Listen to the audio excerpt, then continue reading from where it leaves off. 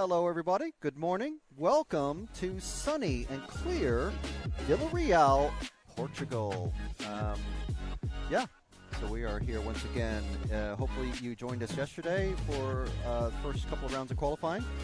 And if you didn't, well, here we are. We got the final 3 rounds of qualifying about to go out on track in just a few minutes' time. You might be able to hear the wonderful sound of high-revving nitro big block engines getting started. They're heading out to the pit lane now, the mechanics. You can see them walking out. And if you want to see some photos of the action and the pits and the drivers and the cars and some of the cars on track, well, all the cars are on track, I think, are on the EFRA Facebook page. EFRA.ws is the website of EFRA, the European Federation of Radio-Controlled Automobiles. So we are here presenting the 2023 1/8 IC Track European Championships. And again, we are in Vila Real, Portugal, not too far from Porto, which is on the coast. Drive inland about an hour or so, and you'll hit Vila Real. Beautiful little town. Beautiful Vila Real. Yeah. We managed to rediscover the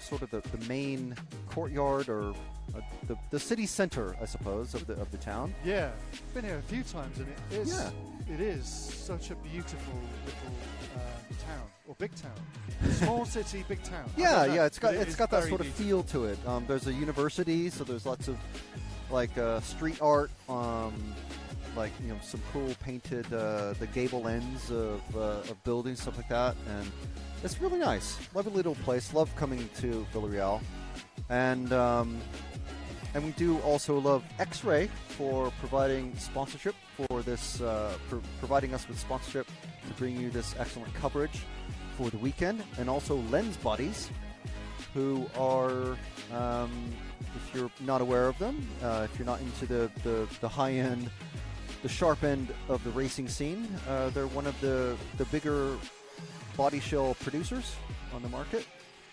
And we have Mr. Lens Bodies himself, Mr. Hot Race, Nicola Moroni from Napoli, Italy. We've got to get him on the stream in the We are definitely going to get him on the stream. I found out, I had a chat with him yesterday. I had dinner with his cousin, also named Nicola, also from Napoli. Very, very confusing. They look fairly similar, I guess, but, the familial resemblance sort of thing. And so I said, I had dinner with your cousin last week in where was I last week? Groningen. And so he told me he kind of heard about it, and we'll find out. He has his English is pretty good. I've never had a chat with him before, but obviously we've seen each other quite a bit at these events, at lots and lots of EFRA events. And so we're gonna definitely have him on the stream, and we're gonna try. Well, we're definitely gonna get friends of the program, as we like to call them, people like Gillis Grosskamp and Dominic Greiner and many other of these racers that are out here. We're hoping to have, I'm sure we'll get Robert Peach and Dario Balestre out. Tilo? We're definitely going to, I was building to Tilo. Oh, okay, I was building to Tilo. Tilo of the voice who could just like set you to sleep. He's got that sort of Barry White. Is that a compliment? Yes. No, okay. But he's got that look. He's like doesn't sound like a compliment. He's the German Barry White. Wow. I like Dario's voice. It's so smooth and silky. Yeah. He's Italian, first of all. So yeah, there is that. So we've got lots and lots of great stuff lined up for you today. Out on track at the moment. You can see the cars going around on one of our, this is our finish line camera. You can see there, nice wide line from that, is that number 9? So we've got every 10 minutes, there's a new qualifying run going. So just to catch everybody up, if you weren't watching yesterday's coverage, we've got 3 rounds of qualifying today, Q3, Q4, Q5. So Q3, Q4, it's our qualifying round 3, qualifying round 4. Then our lunch break, that starts at about 12:50. an hour later at 1:50 is the start of Q5, so the fifth and final round of qualifying. So the fast guys, as we like to call them, the top heats is another term. That's our top 2 heats of qualifying. There's 7 rounds of or 7 groups of qualifying. So groups 6 and 7, they are out today in this round, Q3, at 11:10 and 11:20. And these times are GMT, BST, or CET -1. We'll just use GMT for simples. So at 11:10 and 11:20.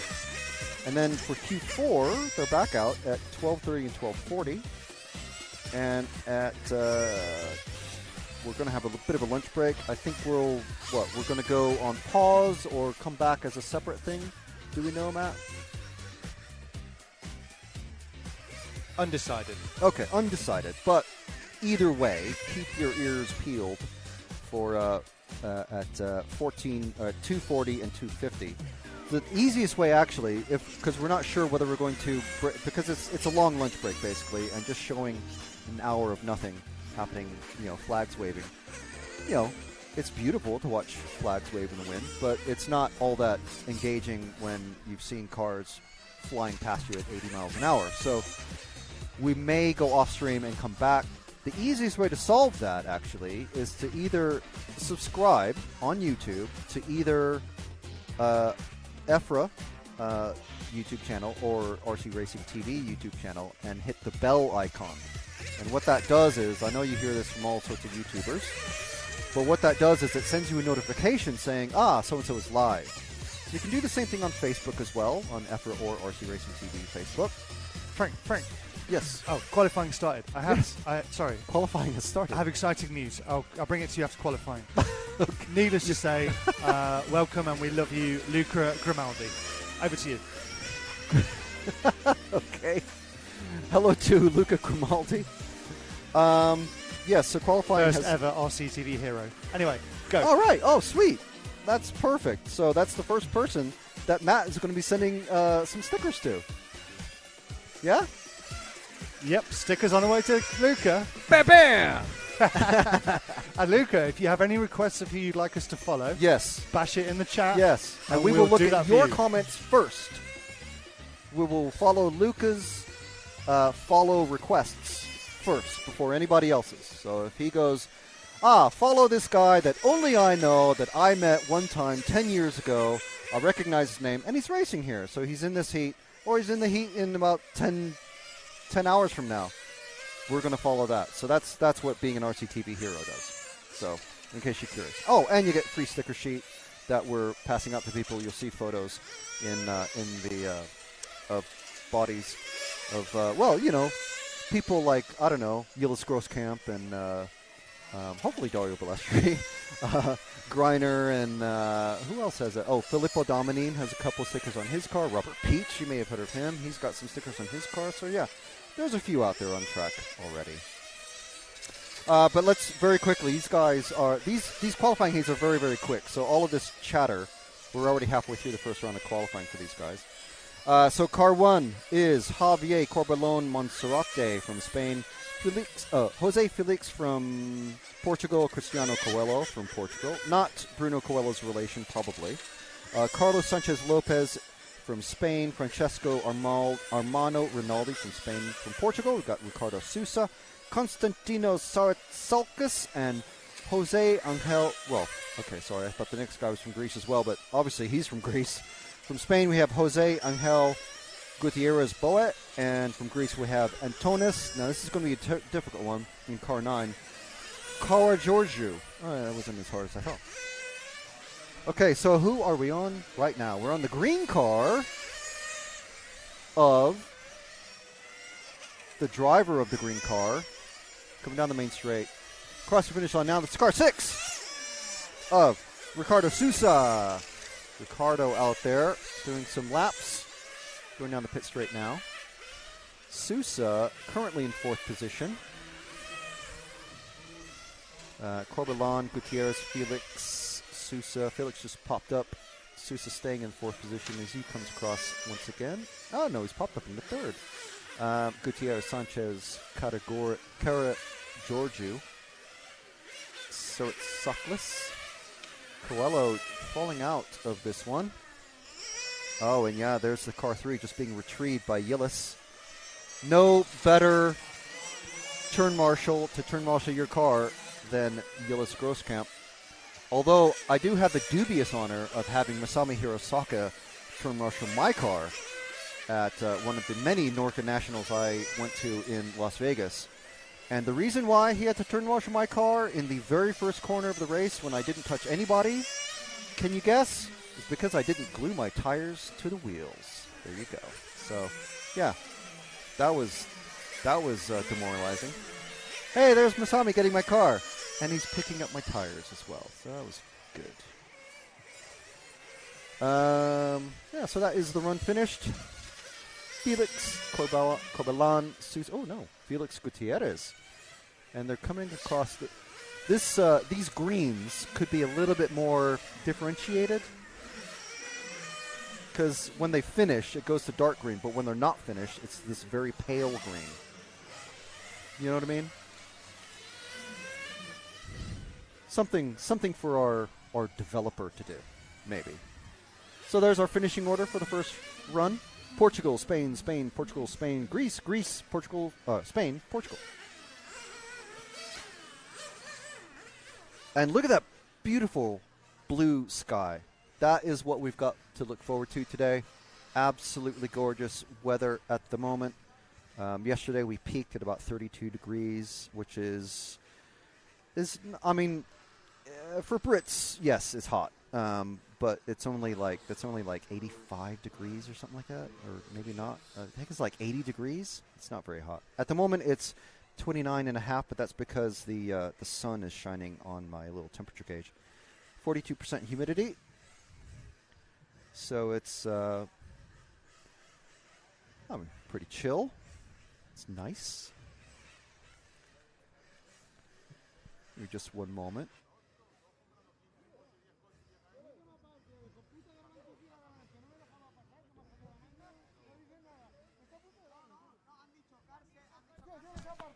Just lining up Gillis Grosskamp to have a chat with us at some point.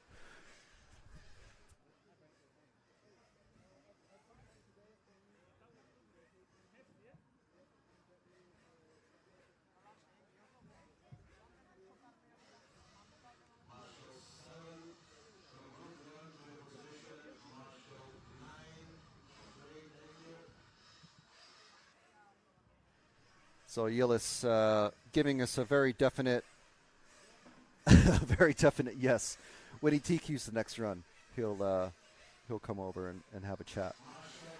But so we've got Q3 Heat 2 coming out. So we've got Eduardo Dulac. Now we have some really we see his name all the time. If you're a regular watcher of RC Racer TV and EFRA broadcasts, you'll be familiar with his name. He's actually Brazilian, but he runs under the Portuguese flag for EFRA championships. So he's not actually Portuguese, but it'd be, I guess, similar if I were to race under the BRCA federation. Having been a member of the BRCA before, you can just, I guess you can do that. Yeah, so I gotta watch how. How close I get to the railing here. People stepping over the cord. So yes, so he's no, he runs under the Swiss flag, sorry, somehow. But anyway, but he's Brazilian. We also have Marcus Seiber, famously in the Tiffany green car. I see him down there. Evangelos Totomas from Greece.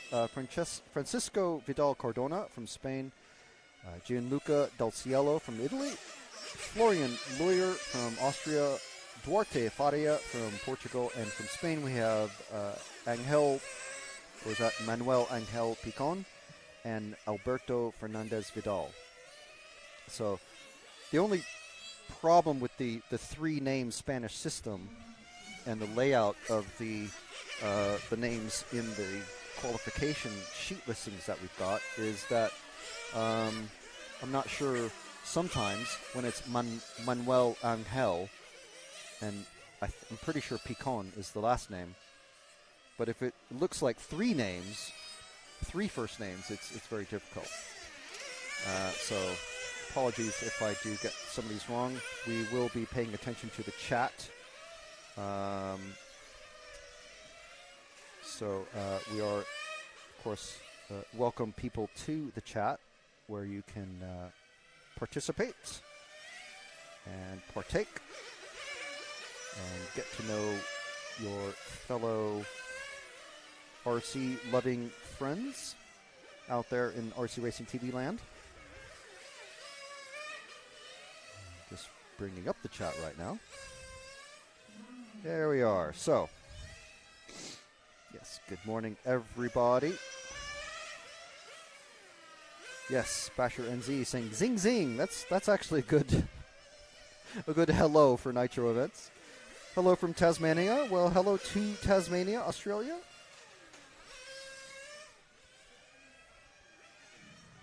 And yes, of course, we do have a reminder that you can support the RCTV program by basically, well, by buying merch. We've got some really cool shirts and hats and hoodies available. We do have stickers available as well, but the only way to get those is to actually attend, be in person at an event that RC Racing TV is at, such as the European Championship events, or have a friend who's at the event, ask for, well, one for himself and one for you. Or you can be an RCTV hero, and we'll basically, that is to join the RCTV on, not just subscribe, but join. So you pay 5 currency units, and we'll physically mail you out a sheet of stickers. Utah here, 3:30 a.m. Oh my goodness. Well, hello to you, sir. I hope you haven't been up late at night doing things, you know, crazy things, and then this is like you're going to sleep sort of thing. But anyway, 3:30 a.m. I hope you know, stay up with us. We got many hours going on here. So good luck Italian team, good luck French team. Go Mugen. Again, good morning everybody. Go Nova Engines and Jymar. So yes, we've got lots of different engines represented here. Obviously, Daniela Ialesi is here with his son racing, and his wife, who is a very accomplished pit person herself. Got 2 minutes, 50 seconds left in this run, so there's heat 2. At the moment, it's the Lawyer, Picon, Fardia, Totomis has popped up back in there. Cyber is pulled off, and so is Dulac and Fernandez. We got 3 DNSs in this one. So there's only 9 cars to start, and 3 of them have dropped out. It's a bit unfortunate. So if you want to find out more about the various EFRA races that are coming up, you can check it out on EFRA.ws, and there's across the top. Well, if you're checking out on like mobile or tablet, hit the 3 bars, like the menu icon, the hamburger menu, I guess you call it still. Ooh, that is a dead number 9 car that has just coasted off the track. That's Fernandez. I don't think he had a good start anyway. Yeah, 2 laps, and he's off. But yeah, check out the race information tab, basically, on the EFRA.ws website. Check that out, and you'll see all... Whoa, we got an upside-down Marshall. Get out there in the S's. Yeah, he's doing the right thing. He's watching out. These cars still going pretty fast, so I don't blame him at all for pausing there. Cars didn't seem to be slowing down a huge amount. These cars have a huge amount of cornering grip because they're just basically just gigantic Venturi tunnels with huge amounts of downforce. So they are they're very, very ankle dangerous, shall we say. Yeah, so check out the EFRA.ws website for past and present races. Last week we were at 3 events, believe it or not. We're at the 2-wheel drive and 4-wheel drive buggy, electric buggy Euros in Utrecht in Holland. And so I was there for two-wheel drive, and we had a team stay behind to cover the rest of the event, which was four-wheel drive. And meanwhile, I went to Groningen, about 2 hours north for the large-scale touring car Euros, which was an excellent event as well. So if you want to see some proper touring car racing, very, very close, very, very intense. Even though the finals are only half an hour, but it was variable changing conditions, going from damp to dry and a little bit of sprinkles of water, and we had rain affecting all sorts of things. It was an amazing race, and a very oh man, did we get that on? No, we did not. We have the 8 and the 5 have crashed literally just like 2 feet from me, and it's already been retrieved, unfortunately. But 8 and 5, that's Picon and Del Cielo. Someone spinning there. I can't remember which car it was. I think it was the white car, the 5, and then Picon just smashing it sideways. So not many cars finishing that one. Lawyer, Fardia, Vidal, Del Cielo, and Picon. Luckily, I think that was their final lap.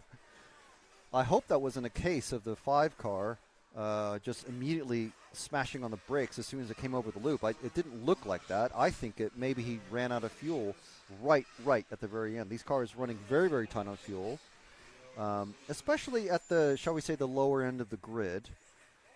Tilo Dickman, who we will be chatting with absolutely imminently, and I will be shouting at him because he's German. He's going to be punctual, I'm sure. So if you have any questions for Tilo Dickman, we talked to him during the 10th Touring Car Euros in Sicily a few weeks ago, and he described his the wide class that was a sort of an invitational kind of class there, and it went really well for him there. I believe he won it, didn't he? So yeah, we'll be talking to him very soon. The dulcet tones of Tilo Dickman.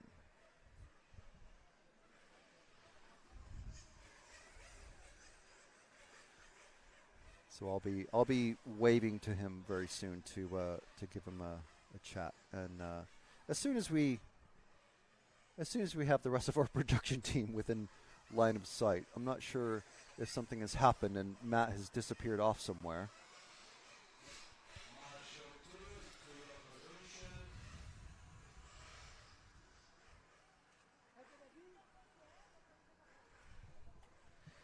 There he is.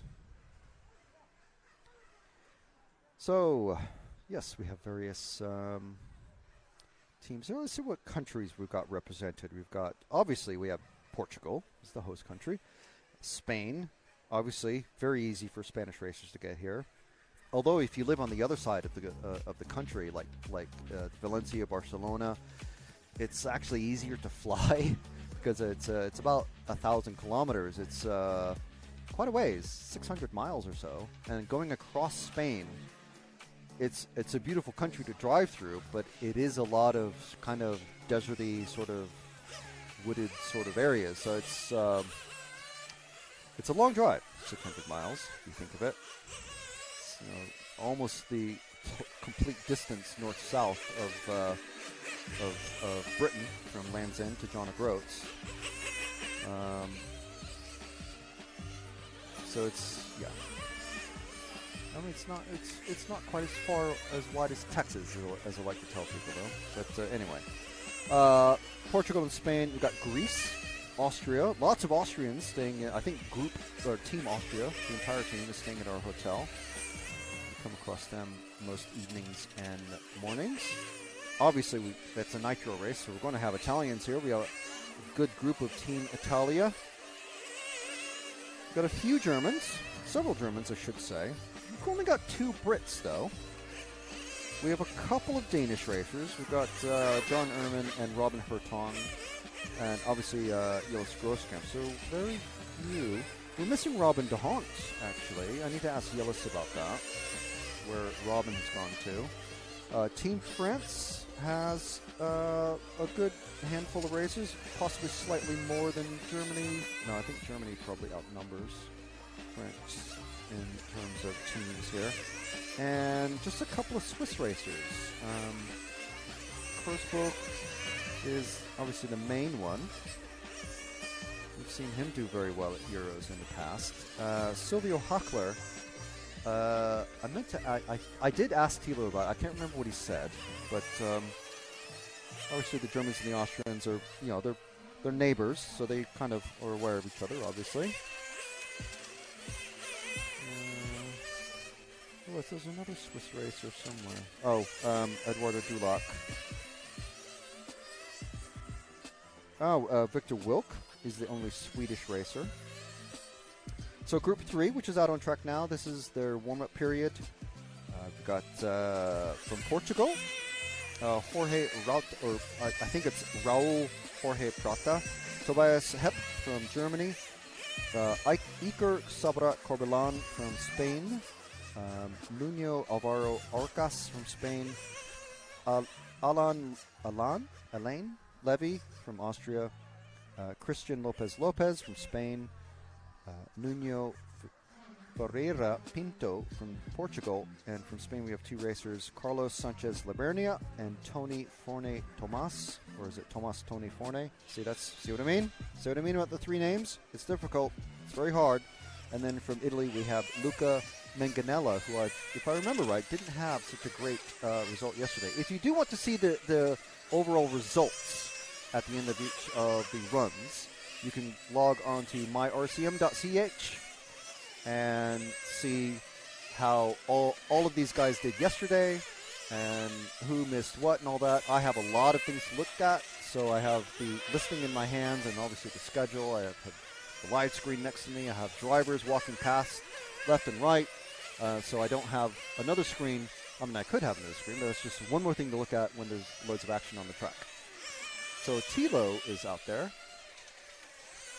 And I've just given him the thumbs up, and he's headed over. So are we good to go, Matt? Yes. Okay. So we've got Tilo. Oh, I'm fitting this then.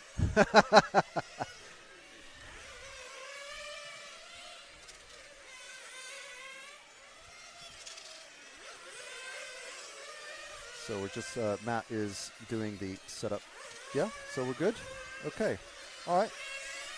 Guten Morgen, Tilo. Good morning. Hello. Good morning. Bom dia. Buenos dias. So, yeah, your voice is live. We'll have your picture soon. Okay. So, Team Germany. Tell us how Team Germany is doing. You're not the team manager, but, I mean, generally in terms of Germans. Yeah, at least I know who drives here for the Team Germany, so yeah. That's okay. No, I think basically we are all in a good pace. Some doing better, some doing worse, and everything on plan. Yeah, very good. And obviously you're mechanicking, as we like to say in the RC world, for Dominic Greiner, last year's winner. Yeah. How's Dominic doing generally? Generally we are okay. We tested the basic things like bodies, engines and stuff, and this track has some special needs. So because it's so big, so engine and gearing is very crucial. And I think we're on pace here. At the moment, it's exactly like Valencia. Yeah. We feel a little bit off from the top guys, but I think we are very consistent. So I watch your arm there. Yeah, unfortunately we're in kind of a high traffic area. So where was at this time of the event last year? Where was Dominic sitting? Exactly on the same place. Really? Okay. Yes. So that's what I'm getting to. Yeah. So. Are you obviously you're hoping he's able to move forward a bit? What I mean, I'm not going to ask you exactly what you're doing, obviously, because we're live. No problem. We have no secrets. Also from our team, we have many customers here, and also like other team drivers. We're sharing everything we can because we want to make every Capricorn driver faster. So there's no secrets in our setup. Okay, so what sort of things are you looking at on Dominic's side of things to improve for him? At the moment, since there was a small change in the hardness of the front tires just before qualification, the front tires went softer. So we get that extra steering that we are looking for. And at the moment, we try to be more consistent over the run because it seems like with the so-called heat here, like when the tire is getting warm and there is a lot of stress because of the fast corners, the front tire seems to overheat. So we try something to make it more easy for the front tires. You can do this by aerodynamic and by geometry. And this is what we tried in the first practice. Unfortunately, we have a small accident, but don't break the car. So lucky for us. Oh, I missed that then. Dominic is always looking for the pace in the final. He's always working like that. He is never the fastest on his own over 3 laps, but he will be there in the final, I'm sure. That's what we're looking for. Yeah, so obviously it's a 45-minute final here as the last race of the weekend at the end of the day, Saturday. These are only 4-minute qualifiers, so like you say, you're not trying to be fast in 4 minutes.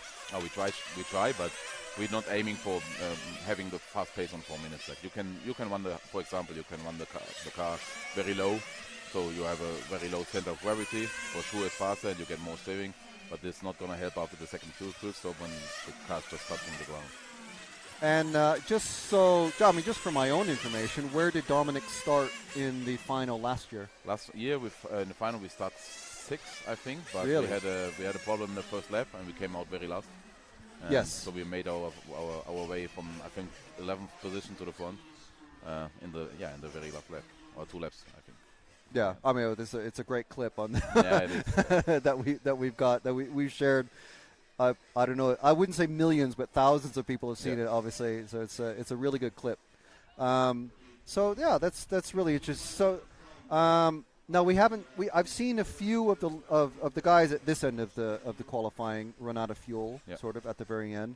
We were chatting yesterday about fuel, and you're getting about maybe 410 or 420 out of a tank. Today it's a little bit cooler than yesterday, so so I've got a temperature thing now. At the moment it's 24. Yesterday was close to 30. So you get an extra 10 seconds, and that will bring us some more meters. But we just found out that if we are just a little bit faster, we are going in the 14th lap, and this will be very hard because then either we hit in the last lap, or we try to make it to the finish line. Right. Okay. So you can, like the overtime yesterday, the TQ was 4:02. Right. 2 seconds, and if the track is just a little bit faster than yesterday, we are on the next lap. Yeah. Which is good, but presents a really big problem. Yeah. Okay, it's like a luxury problem. Yeah. It's a good problem to have, like a first world problem sort of thing. Okay, all right. Well, we'll keep an eye out for that. I did. Obviously, I don't have the MyRCM stuff in the screen in front of me. We've got this timing that the public can see on the screen. We got people shouting, talking on the pit cam, aiming themselves at the gurning for that we say in the UK. For the pit cam, so feel free to do that. Give us a little victory symbol. I need to send out greetings to my WhatsApp group from Jumpstart RC. Say hello to everybody. We're having a good time here. Yeah, good. The event is good organized and everything is good. Okay, very good. So, what sort of what kind of challenges or challengers are you foreseeing possibly? Challenges for sure will be fuel, the tire wear not so much, being consistent, avoiding any kind of danger because the track is so fast. Like if you hit the curb here with 100 km plus, for sure the car's broken. Yeah, these curbs is amazing. They look beautiful, but they are lethal. They bite. Yes. We try to make a solid final. We have our strategy already, I think, and let's see. Let's hope for the extra pace Dominic is getting in the final. And I hope to do 11 perfect fuel stops because it also will be crucial. And try to make it. Do you foresee any tire changes in the final? Yes, of course. Yeah. At least on the right side only, at least one full stop. But I think the strategy is either doing 2 full stops or only right side and then 1 full stop. That will be what they're doing. Okay. Like the Italians always like to change all 4 sets, just because they are better on perfect tires, and maybe a little bit off during the long run with smaller tires. So, and we are going a little bit longer on the tires, and we see what works out best. Okay. And yeah, that's always and there's only two mechanics allowed in the pits. Yeah, two to mechanics do in the the pit lane, change. and like during the last years, everything went like more professional and more professional with the wheel skill stop.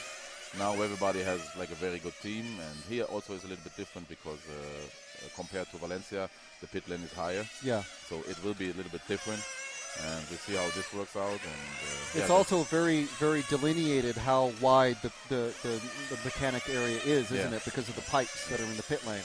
yeah, So here's- is that yeah, gonna you have a present limited any- space, and you cannot make more space. Yeah. And I think in the evening, when the event is finished here for today, we practice some tire changes and fuel stops. And yeah, we also have Gillis in the final, maybe, I hope. And he's always for something special, like fuel. He's very fuel efficient, Yeah. Yeah. so you never know what he's doing. It will be fun. Yeah, and that's where the I guess the engine brands or the engine tuners really come in very helpful. Yeah, it's not only because of the maximum power, it's also because of fuel economy. Yeah. So, we'll see. Yeah, I do remember in Gubbio last year, I was videoing you guys, your team, practicing the pit stops. Yeah. We practice this a lot because it's like a free lunch. Yeah, You, yeah. Maybe the pace your driver don't have on the track, you can make them in the pit lane. Yeah. So we practice a lot, and that's why I'm here. So I try to do my best. I don't want to drive this track. I think it's very challenging, and I'm very afraid of seeing our car going that fast. We'll see. All right, well, that's excellent stuff. Great insight from Tilo Dickman for Team Greiner. Yeah, you can say like this. Thank you. Oh, who was that? Sorry? Yeah. Okay, sorry. All right, so thank you very much, Tilo, for joining us, and we'll try to have you on again soon. For being here, and yeah, let's see. Okay. Bye-bye. All right, thanks. Bye. All right, perfect. Thank you.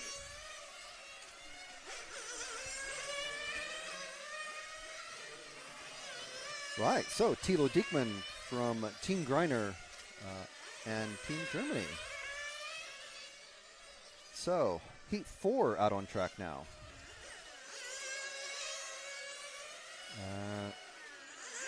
Simon Burgoyne from France in car 1. Hal Figueiredo, who we talked to yesterday, had a very good chat with him yesterday on the stream. You can find that in yesterday's live stream on either the EFRA or RCTV YouTube or Facebook channels. John Ehrman, who did a nice little article for the EFRA Facebook page, for the website last year for us.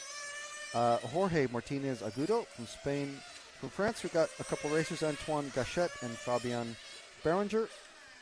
From Italy, we've got Luca Valentin. Luca Ielesi Valentin is Daniele Ielesi's son. Ruben Olivares Munoz from Spain, and from Portugal, Jose Paquito, who, if I remember correctly, was world champion in 2009 with the Mini Z in 2 separate classes. Can you know, from Mini Z to 1/8 on road. From France, we have Baptiste Jimenez in car 10.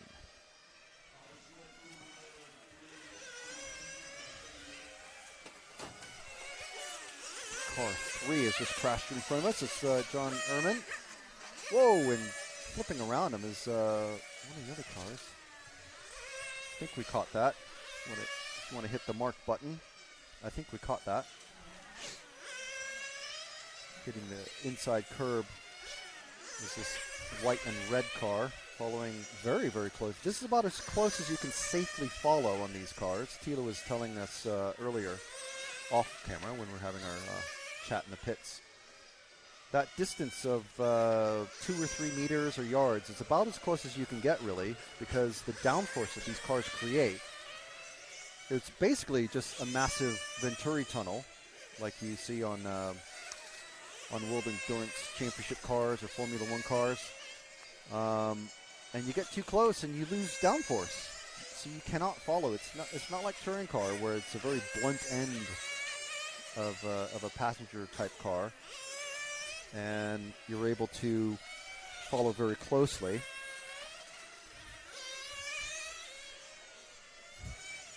So there's no real nose to tail sort of racing on these cars. They're full-on racing machines. We've got another car. The orange is on camera now. It's just been retrieved by the marshals from the AstroTurf. So some of these tracks it's car 7 of Luca Valentin.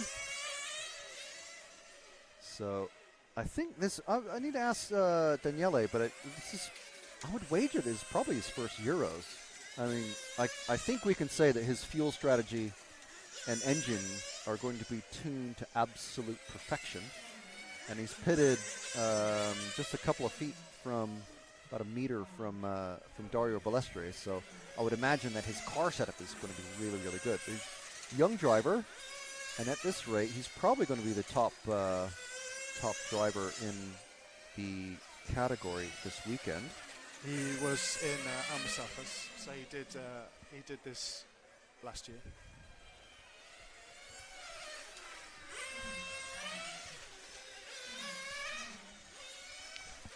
Luca was in this event last year, so it's not his first Euros. Right, okay. But yeah, definitely a hot shot for the junior championship. Yeah, yeah. And I'm sure we're going to see, well, maybe I think Filippo is probably going to be the top one. Mr. Ski Goggles himself. He does love those things. Filippo running the 2 of the big blue thumbs up stickers on his car.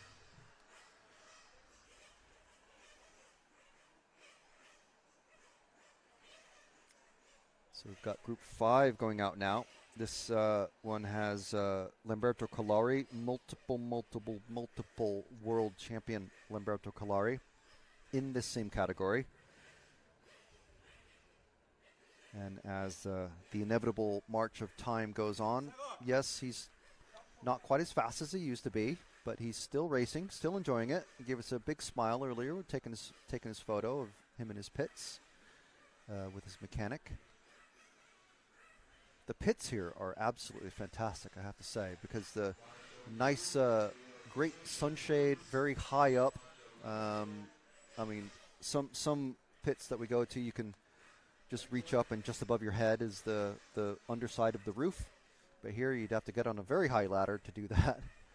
So it keeps the heat of the sun that's warmed up the metal. It's not like just over your head. A nice breeze going through, thick concrete, painted concrete tables.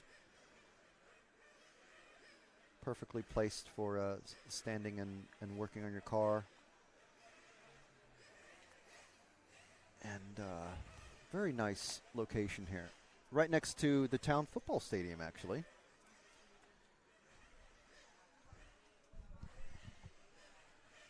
So you can see the pit lane. Heat 5 waiting to go out. So we'll just run through the drivers in this one. Thomas Atard from France. From Sweden, Victor Wilk. From Italy, Lamberto Collari. From the Netherlands, Robin Hertong. From France, we have Maxime Ripoll. From Spain, we have Juan Antonio Hidalgo Garrido. From Italy, we have Jonathan Gandin and Thomas Lorenzi. In car 9, we have Sascha Klug from Austria. And in car 10, we have Louis Christophe from France. You see they're out there. And this is just, everyone has a 3-minute warm-up period. And then a 4-minute qualifying run. So it's a very, very short qualifying run.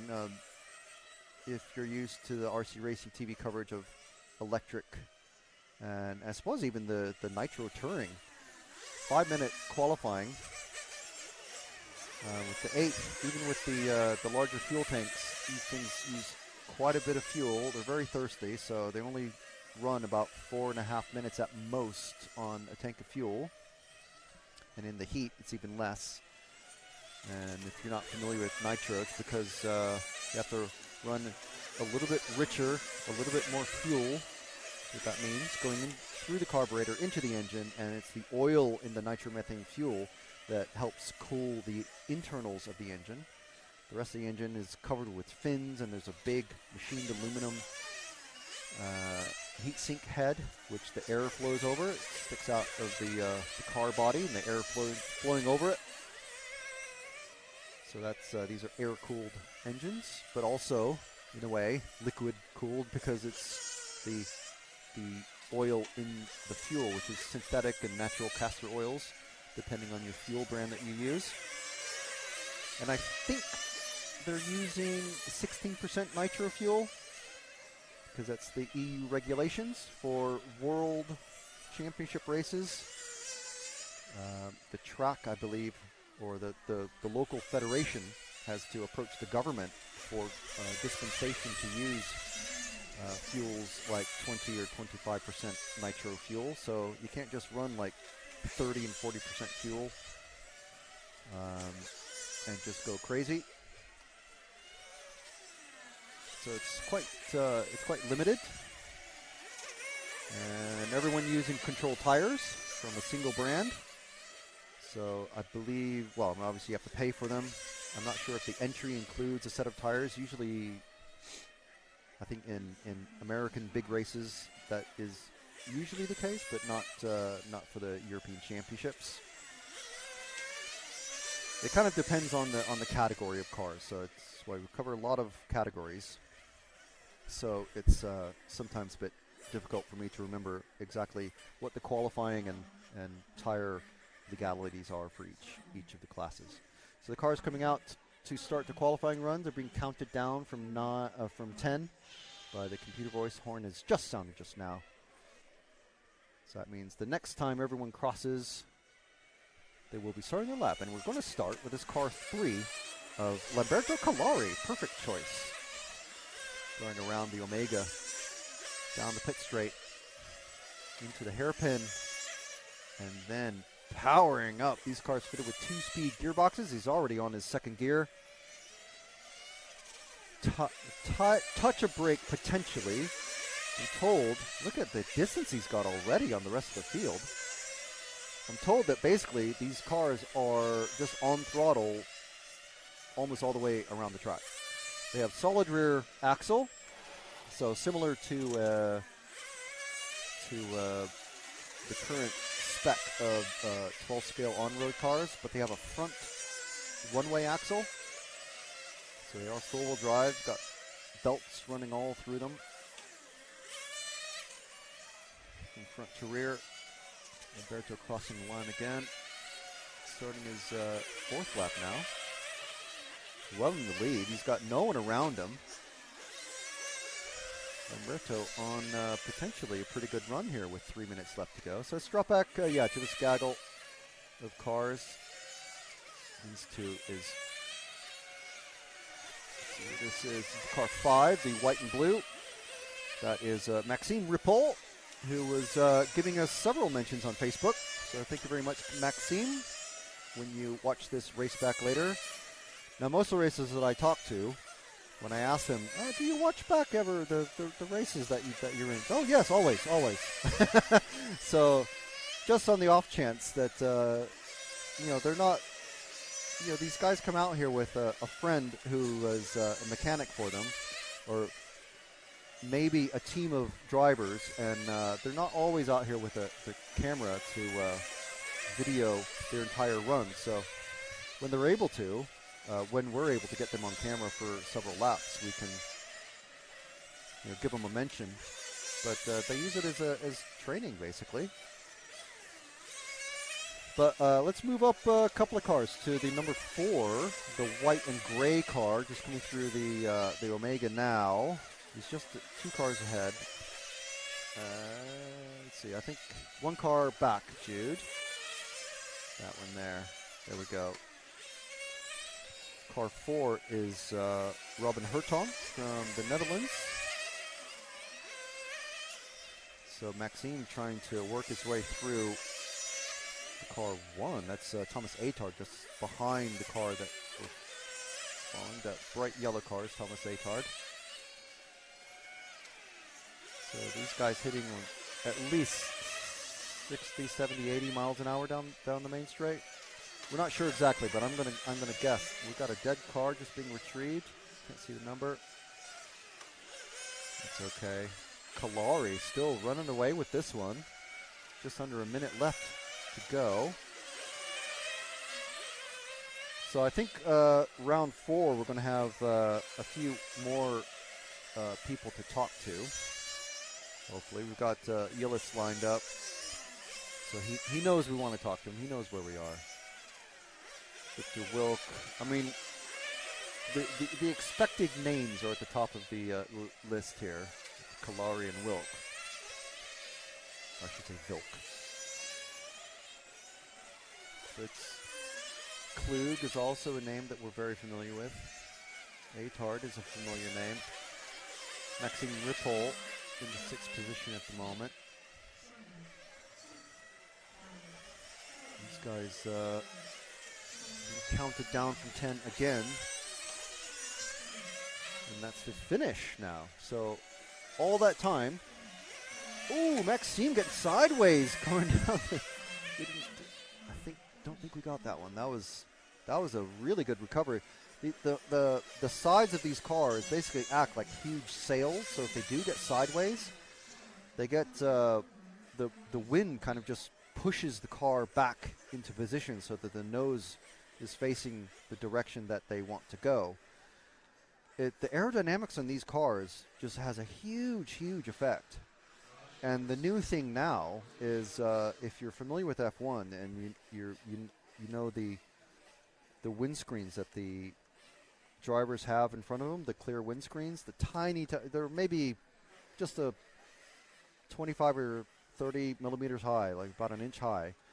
The new thing now with them is they have like a sawtooth, sort of. They look like shark's teeth. So they're whatever you want to call them, sawtooth, shark's teeth, or serrated windscreens. That's what the new body shells have now on the gurney flaps. So these cars have adjustable gurney flaps on the back end to so you can vary the amount of rear grip. So the serrated gurney flaps are the new thing. But Tilo was telling us that Dominic Greiner doesn't really like to use that. He prefers more front-end grip, as the chat we had with Tilo told us.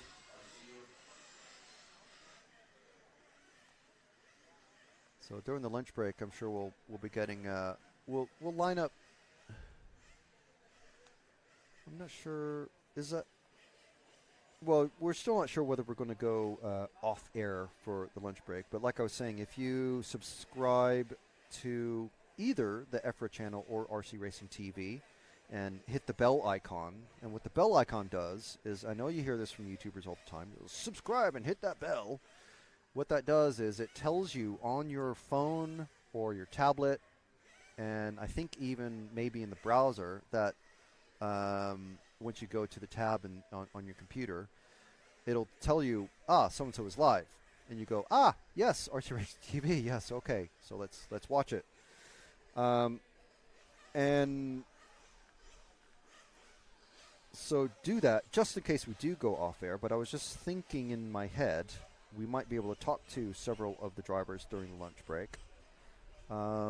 Potentially, maybe just here, just grab them just one by one, and then go off air and then come back for the final round of qualifying, because then we're going to finish with SUPERPOLE.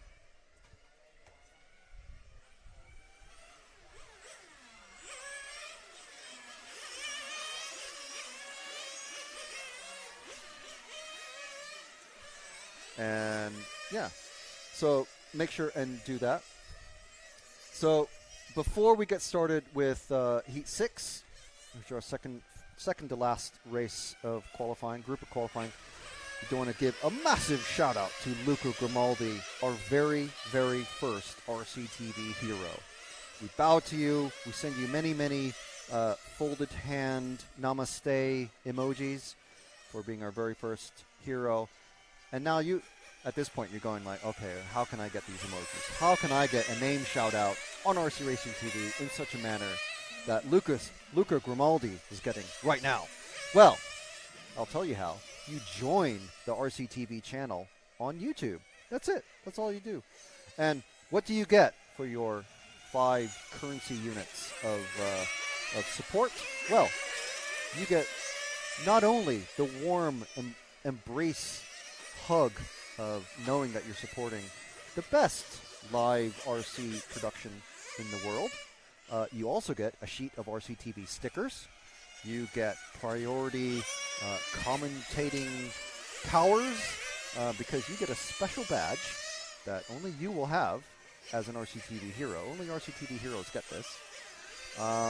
And we're working on various things for long-term members. If you continue to be a hero, we're working on various things. So I have things in my head that I don't want to say because then we're locked down into it. Also, if you have someone that you want to be, you want to see followed on camera, on our moving camera, you will get priority over anybody else that isn't an RCTV hero. So there you go. That's what you get if you're an RCTV hero.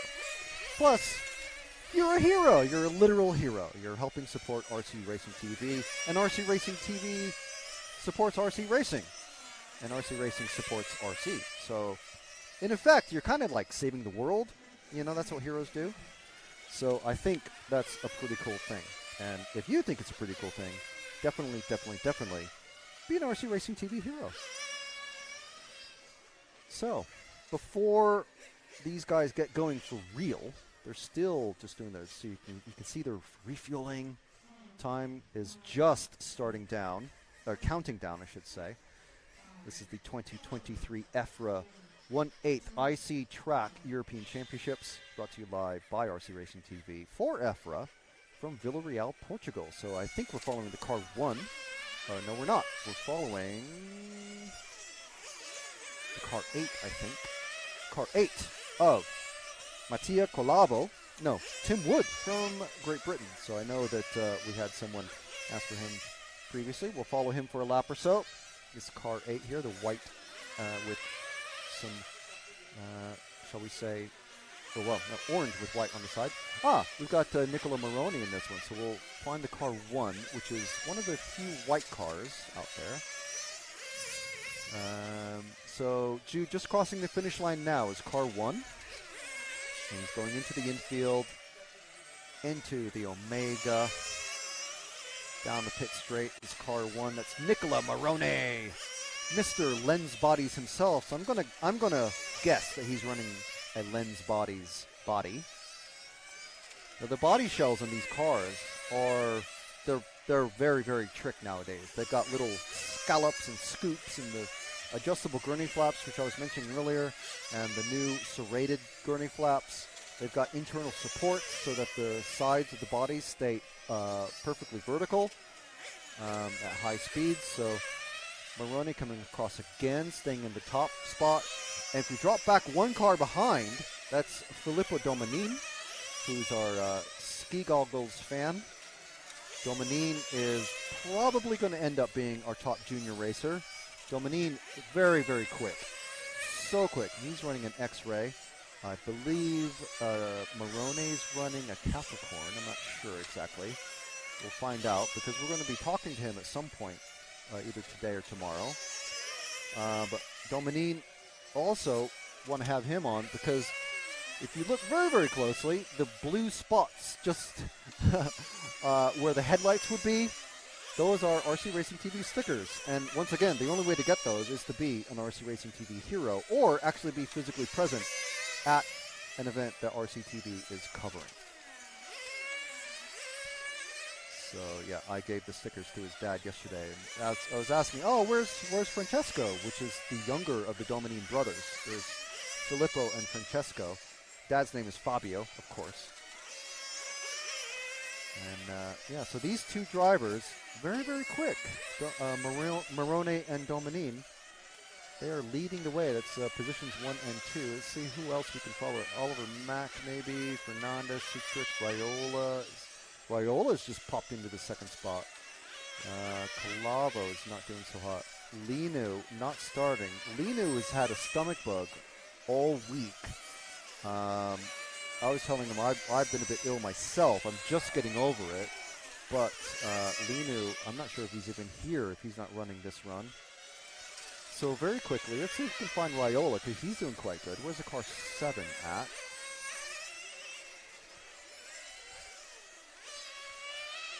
Jude has already spotted him. He's on the back straight, running the, not just the yellow car. That's it. It's just yellow. He's behind Tim Wood, who's about to, I think, put him a lap down, or just put a pass. Now, these guys running it's qualifying, so they're not really the best way for everybody is to, if you have a car that is clearly faster than you, and I was told that you have to be about 3 or 4 tenths faster per lap than somebody to really gain on them enough to put a good pass on them. So there goes Raiola getting past Wood. So that distance there is about as close as you can be before the aerodynamics really start affecting you.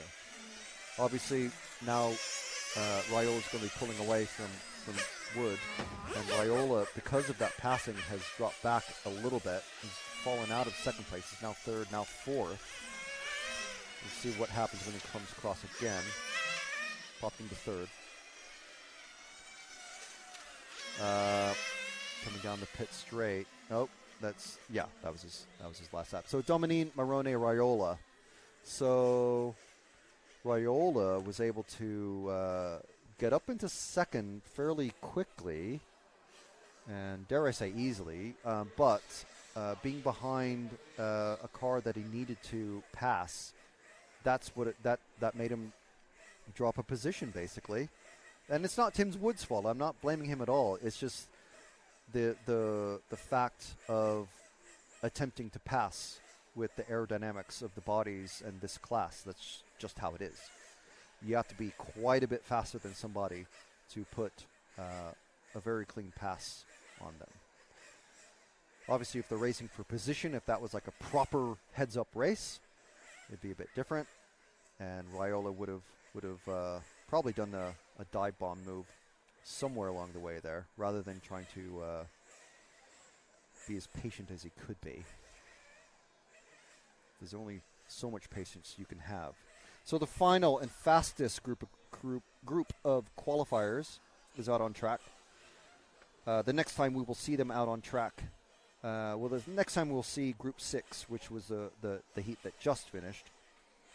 Group 6 is out on track again at 12:30, and then again for the final time at 2:40, and these times are GMT, BST, or CET -1. So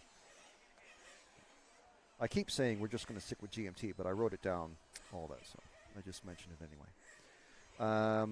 So if you're not sure what times we are, if you're on East Coast US, it's -5. If you're West Coast US, it's -8. And if you're watching this from the West Coast or even mountain region, wow, many salutes. I can't officially say that you're a hero, but you're kind of a hero for being up. I mean, Mr. watching us from Utah. I can't remember the user who was watching us from Utah, but oh my goodness. So yeah, that is very, very good. Eric Wilcock, hey. Hey Frank, how are you? A voice I haven't heard for years. How are you doing, Eric? Hope you're all right.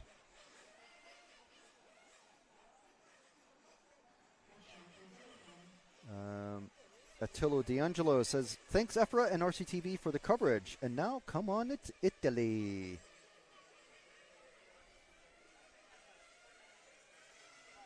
Hal Figueiredo is the national champion in TT. Yes. Yeah, I did mention Paquito. RC18TV, good morning.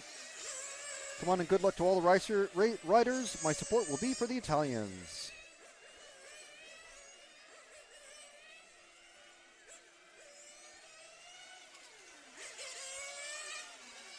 And I'm not sure. I'm assuming that was Matt who's saying that the RCTV shop, if you want to buy the merch and whatnot, you can now buy if you are outside the UK. So very, very good. Jeff Dixon saying, watching from Nova Scotia. P. Alan GD saying, watching from France. Brittany in France. Very good. Samuele Morelli saying, good job, Domanin. And here's here's somebody watching from Los Angeles. That is amazing. It's 3:21 in the morning and you're watching from LA. That's great. So yes, I used to race quite a bit across the Southern California region. So if anybody who remembers HPI Frank, yeah, hello. Marcus Mober saying, let's go Gillis. Yes. How you doing, Marcus?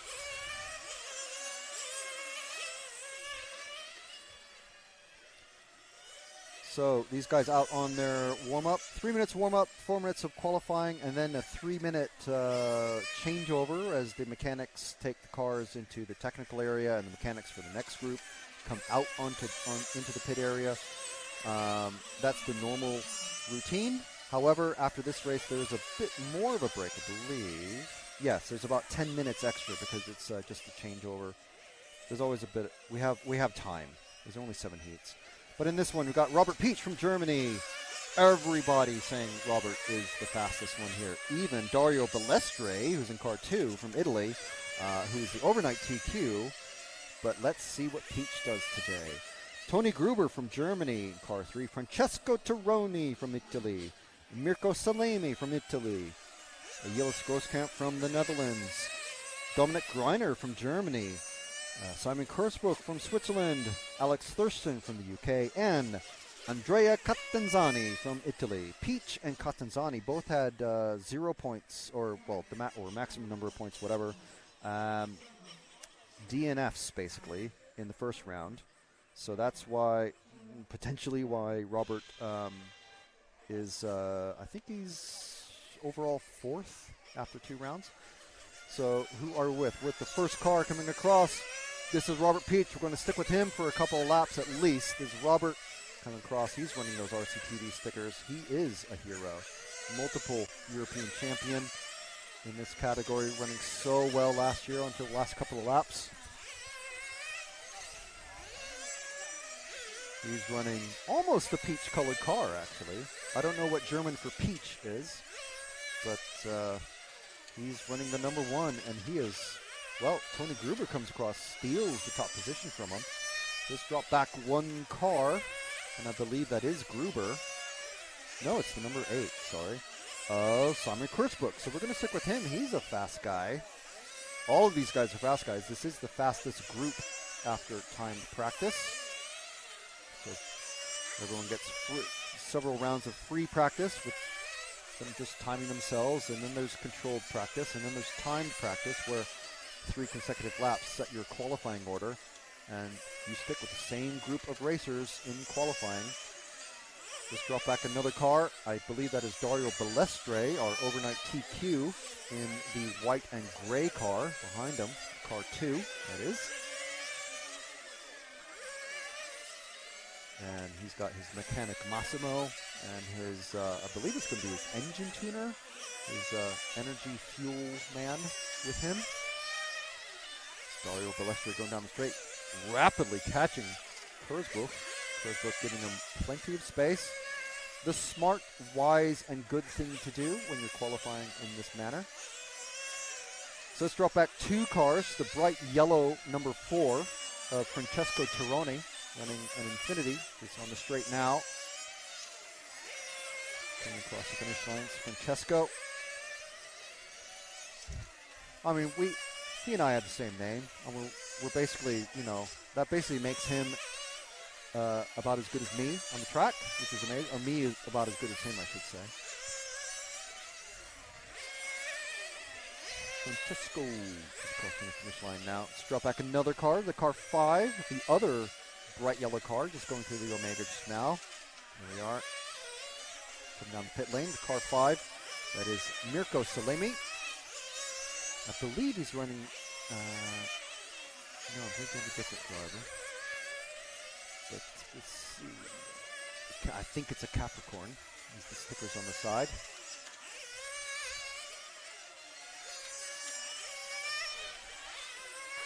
Let's drop back 1 more car to, I think it's white and orange. It's coming under the straight now. White and reddy orange, sort of. That is the car 3. This is Tony Gruber here. the man himself from Italy, where he took well, he's not from Italy, but the German who took the touring car Euro championship once again, reclaimed it in Sicily. A few weeks back, he was quite emotional on the stand, I must say, after he won. He was very happy about it. Very good racer. Very, very good racer. He's come up quite a bit last few years. So he's dropped back one more car, just crossed the finish line. It's car 7 of Dominic Greiner. And Tilo saying he's quite happy with how Dominic is progressing through the week. And very, very, very quickly, the next 2 cars, we can get them in one shot, is the 9 and 10 of Thurston and Catanzani, and just behind them is Gillis Grosskamp. So these 4 cars, the first 3 are Thurston, Catanzani, and Grosskamp. Catanzani, wanting to put it past on Thurston. Thurston having to move aside for Grosskamp. I think that was all of them finishing their lap anyway, so a very rapid reaction there from Thurston from Grosskamp to avoid hitting anybody who came to a sudden slowness after that. So now we've got 10 minutes. Shall we see if they're not going to be coming out to Marshall just yet? We've got 10 minutes to potentially catch Gillis or anyone who's available, because what they're doing is between the qualifying runs. Normally, as I was saying, there's a 3-minute gap, but between because that's the last run of qualifying before we go back and start Q4. We've just finished Q3, so I'll mark that down. Just crossing the times off on our schedule here.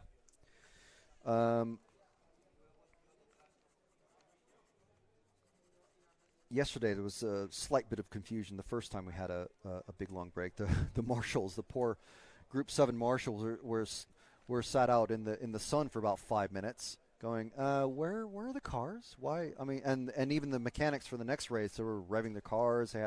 Everyone was like ready to go and just going, where are we? What's going on? But not realizing that there's actually a 10-minute gap of time between the end of of Group 7 and the start of Group 1. Now, in some categories of racing that we cover, they move around, especially electric. They move around I call it the round robin running. So they'll start with, say, round 1 and then round 3 in the next round of qualifying, and then they'll start with round 5, and then they'll start with round 7, and then the final round they'll start completely backwards. So they'll go 7, 6, 5, 4, 3, 2, 1. Here they're just starting 1 through 7, 1 through 7, 1 through 7 each time. So it makes it very, very simple. It's just, I guess, tradition, and obviously it's cooked sort of into the rules. And I do see Matt returning with Gillis, Mr. Grosskamp himself. So I'll just get the headset ready. Got a bit of time, and he's able to hop over the little fence that we've got here in front of us to get to his marshalling duties. So it's not like we're holding him up or anything. We've got several minutes. So.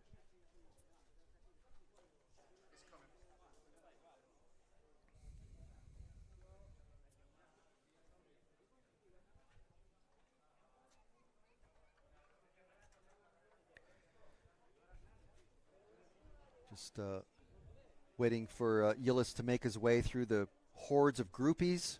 Got so many RC groupies here. Hello. Well, I didn't take you, but I got in the top 5. Oh, nice. It's okay. We still got you. So I don't. Yeah. Okay. So yeah, we'll be on camera in a moment. But that's a cool shirt. I like that. I think the new thing now is all RC brands need to have white shirts. You know, I mean, yeah, black hides, I mean, hides white gets grease and stuff dirty. like that. It because does. You can see it this does, is the but paint from Sicily. It's nice and different, though. Yeah. You know, especially when it's very hot. I mean, it's not very hot here at the moment, but here we are. It's we're on nice for camera now. marshalling. This is, Yeah. yeah. So don't look at yourself too much. No, I don't. I just want to say hi to my family at home. Hi, guys. Home is Heemstede, is that right? Or a little bit outside of that? Just close to Heemstede. Hoofddorp is my town. Okay. Okay. It's the city between the airport and Heemstede. Right. Okay. Yeah. Heemstede. Heemstede. Okay. See, I had to learn how to say Groningen. Groningen. Last week, because I kept saying Groningen. Groningen. Yeah. Yeah. Groningen. Groningen. You got to get the. Yes. Yeah. All right, so just very quickly before you have to run out and marshal, Yeah. I was assuring everybody that all you have to do is literally just hop the fence right there, and there's your seat. Exactly. That's So 6. how has it been going for Team Infinity and mostly yourself this week? From Monday on, we had a free practice. We had Yeah. a lot of free practice. And the track condition got better and better and better. And I also slowly got into the groove because this year I focus more on the 1/8 scale, but I still need a little bit more driving, more testing. We got also some new parts for the car that I test here. And but actually if I see the progress I did from the beginning of the week till now, I'm super happy with the progress. And also happy for Dario. He just DQ'd round 3 and he also DQ'd the second round. So I think this was important because the track is faster and will be slower now because it's getting more warm. So I probably Dario will DQ the race. So that's good for him and it shows that our car works really good here. Yeah, for me, I'm also happy. I'm now P3, P4, P5, so I cannot complain. Yeah, that's very good, very good.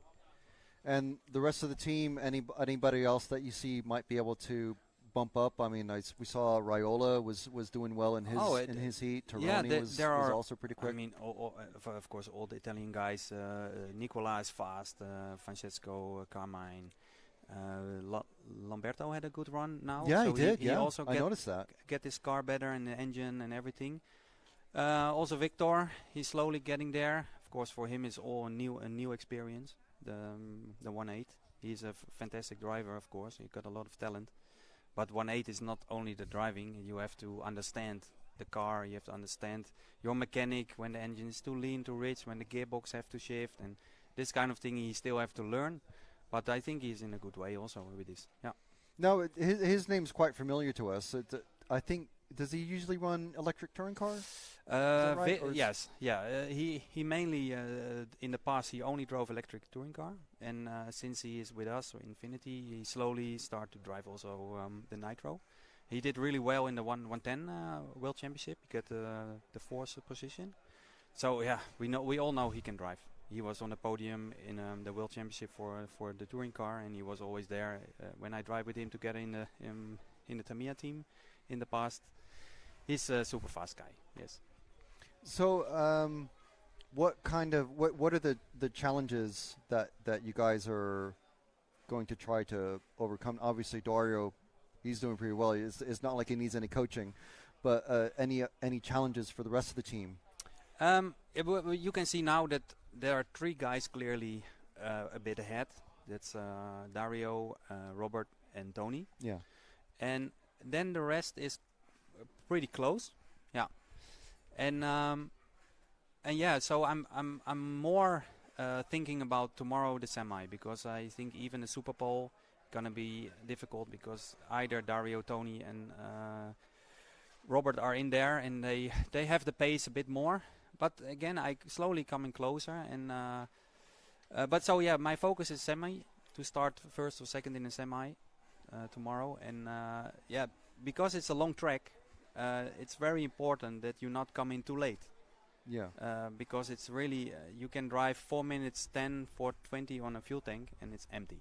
Yeah. So if you at 350 you cross the line and you have to drive a few corners to go inside the pit lane. Yeah. You have to decide do I do one more lap or do I yeah. come in a little bit before 4 minutes? So this gonna be very very critical for tomorrow in the semi, because it's 20 minutes, so everybody fuels at 4 minutes. Of course, you can fuel at 3:30, but you miss a fuel stop. Yeah. But on the other hand, if you go super safe and you have the pace, you can almost do it. But now it's so close, everybody's so fast, and so everybody has to try to make the 4 minutes. Now it's possible because you make with the fuel bottle, you can really top the fuel tank. But if you make a fuel gun, you always lose a few cc.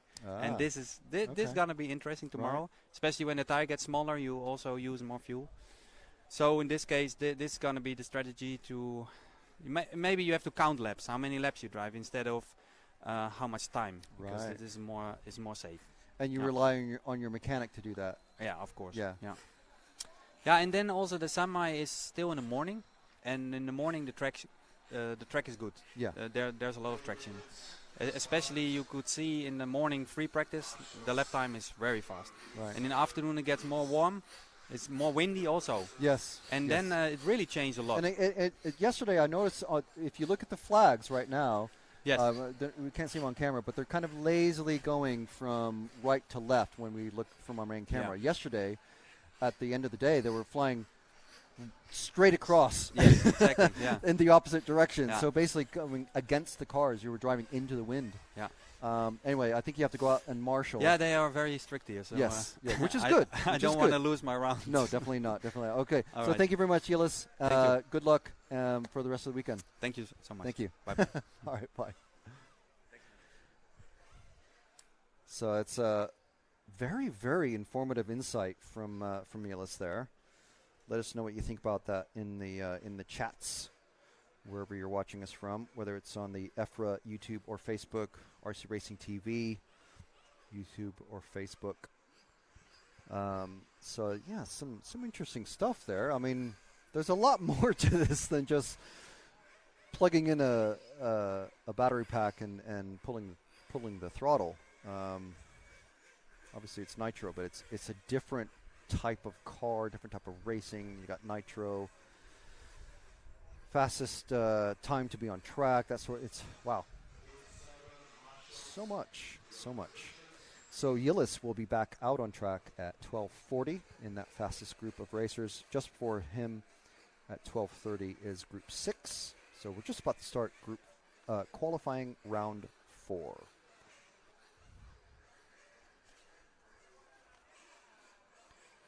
So just very quickly, just run through the names of the drivers. I won't do the countries because we did that earlier. But I think you'll kind of be able to figure out some of the country names or countries. We have Javier Corbelan Montserrat, Jose Felix, Cristiano Coelho, Carlos Sanchez Lopez, Francesco Armani Rinaldi, Ricardo Sousa, Konstantinos Soitsoklis, Jose Angel Gutierrez Boe, and Antonis Kera Georgiou in this one.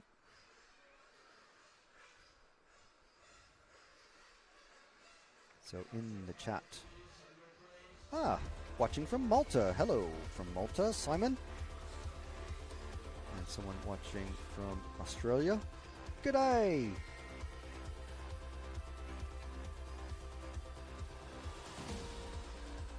Someone saying, wow, they're all super fast. Yes, hitting about 80 miles an hour down the main straight. Pizza and RC Racing. What a lunch break. Saluti from Switzerland.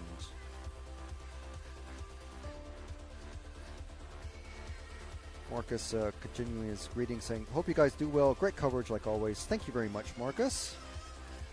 We love a bit of Marcus. We'd love to see more of Marcus, but we only see him at the 12 scales. Coffee and RC Racing. What a way to wake up. Hi from Canada. How you doing, Chris? Adrian Bertin. Great job, guys, as always. Thank you very much, Adrian. It's good to see you last week, and I'm sure, well, hopefully we'll get some on-road engine action from you soon, and I'm sure we'll be seeing you in Spain later in the year. If there was rain here, would they race? Yes, it's Europe. I'm not sure what they would do, to be honest, because it's. I mean, first of all, it's Portugal. It's where we're at. We're not going to be getting any rain. So they tend to the tracks the cars that run the foam tire classes like nitro turn car, nitro on road tend not to run where there's a good chance of rain for the championships. But I'm not sure what they do in case of rain.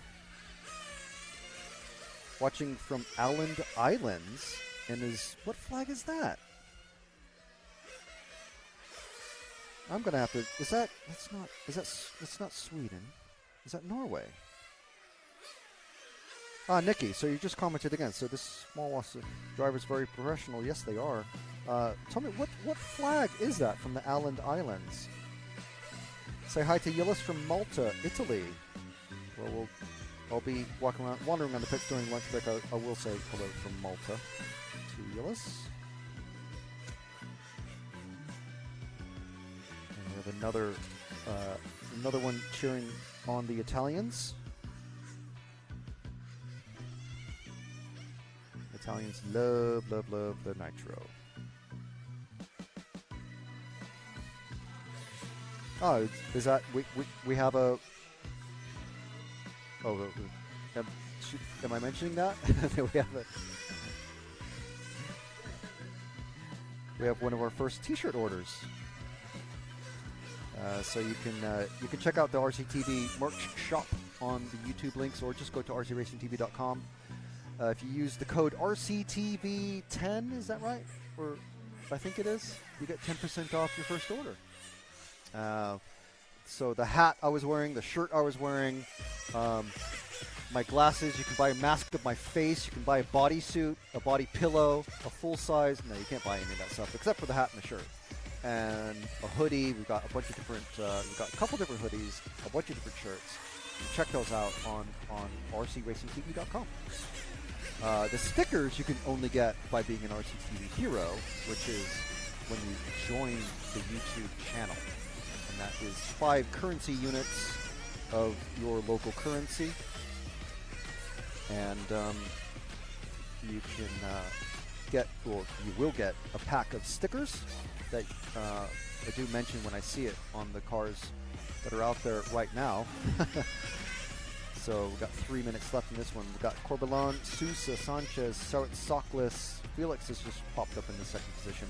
Gutierrez, Coelho, Armano, and Karagiorgio not starting this one for some reason.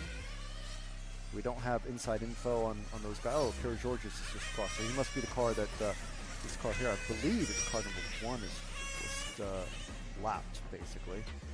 Getting on, very wide coming on the straight. Going down the main straight. These cars, even these cars doing 70, 80 miles an hour. This is car 8 of Gutierrez. So this first round, or first heat of, Crasher, we didn't get that one. So we're following Gutierrez. We didn't get it. Across the finish line again. So it's,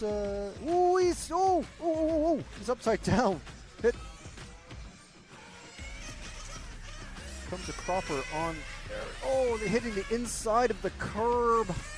Not good. Ending up, and that's a terrible place to end. Luckily, he was so far ahead that no one came across at about 60 miles an hour and smashed into him. These cars are durable, but they're not that durable.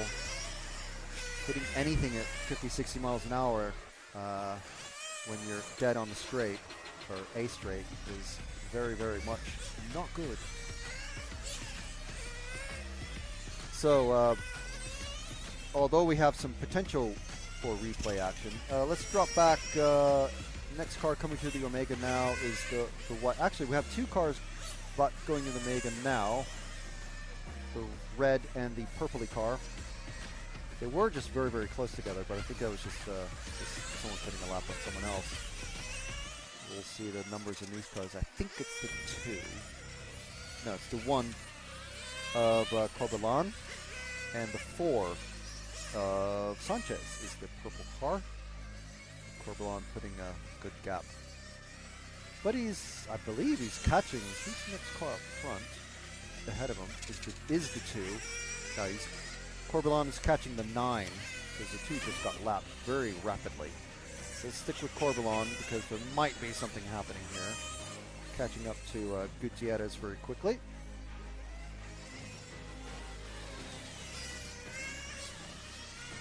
You can see him together on the main straight almost. Ooh, there it goes. Okay, all right, good pass. Good pass. Now, it's one thing to be a slow driver. It's another thing to be a bad slow driver. And what we just watched was a good slow driver because they know there's other cars that are a lot faster. And when they see them come up, they pull right over. And don't hold anybody up. I used to be a very bad slow driver. Slowly evolved into a good slow driver.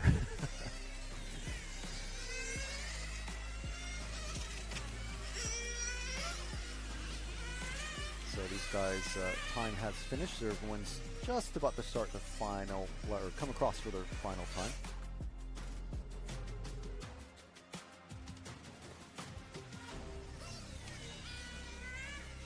So this is for Felix. We're waiting for Felix and Soklis, Armano, and Karagiorgio. Finishing the run, but not on as many laps as he wanted. Sousa and Coelho. Well, Sousa got out there for a few laps. Coelho is the only DNS of this one. Temperature's gone up a tiny bit, I think. It was 24.6, now it's 25.9. That's in the shade. So Group 2, revving them up.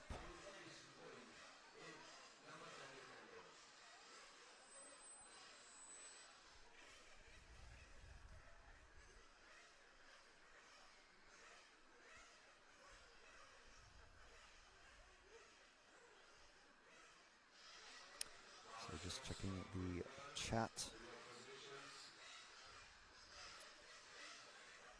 Peter Van Dyck in the comments saying, Gillis, come on Netherlands. We've got a few racers here from the Netherlands. Support from Malaysia. Thank you very much. Juan Shaw. Raf Drone saying, hello, guys. Wait, he says hello, and then the next comment, guys. So I'm assuming, hello, guys. Hello, Raf Drone. Hi from Newfoundland. Noofdog45. Oh, look, Matt. Look on the screen. Look, there's one of our stickers. You can see on the screen on the Red Bull number 4. Bam, bam. No, I'm just calling this a victory because Matt was saying, oh, he's never going to put RCTV stickers. Look, even his mechanic wife has Red Bull shirt on. Matt's saying, he's wearing a Red Bull hat, Red Bull shirt, Red Bull jacket. His mechanic wife has a Red Bull shirt on. He's got Red Bull all over his car. He's never, ever, ever going to put an RCTV sticker on his car. And what did I do? I got him to put Red Bull stickers on a car. Yes. There we go. Proof positive. So, yeah. How do you get RCTV stickers? I know. All of you are asking now. Well, you can be physically present at one of the events that we cover. We covered ETS last week. We covered two-wheel drive buggy in Holland last week. And we also covered large-scale touring car, covering this. Obviously, not everybody is able to make it to an EFRA event in Europe or ETS or whatever event we may cover in the future. So how do you get one? Well, maybe you have a friend or a club member or a family member who's here. You can ask them to pick up one for themselves and one for you. Or you can be an RCTV hero and join the RCTV YouTube channels. This is a relatively new thing that YouTube has started doing, but we've just signed up for it this week. So you can join it's one thing to be a subscriber, but to join the channel, you're actually paying some money, yes. But you do get some really cool benefits for that. First up is if you ask us to follow a car, and let's say it's a really popular heat, with some named drivers in there, and family members from all over the world are saying, "Oh, can you follow so and so and so and so and so?" All these different people. But you're a hero, so you get priority. You get. We will follow whoever you want us to follow first. We'll follow them. We'll make sure we follow them, and then we'll move on to everybody else. Right? Get my drift? Okay. Next step is you get a cool little emoji thing on your a badge, basically they call it, in the chat. So whenever you have one of these, we'll spot it, hopefully, and we'll go, there we go. There's our special badge for this month. We'll go, there's one of our heroes. Hi, hero. How are you? Blah, blah, blah. We'll have a conversation. And the main thing, if you want to get stickers, is you will physically be mailed a pack of stickers. Well, at least a sheet of stickers to start with, and we're working on other things as well. So that's what you get for being an RCTV hero.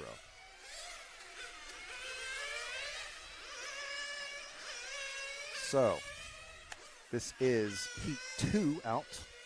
So we're going to mention once again Eduardo Dulac, Marcus Cyber, Evangelos Totomes, Francisco Vidal Cardona, Gianluca Del Cielo, Florian Luyer, Duarte Fardia. It could be Fardia Duarte, I'm not sure. Manuel Angel Picon, and Alberto Fernandez Vidal.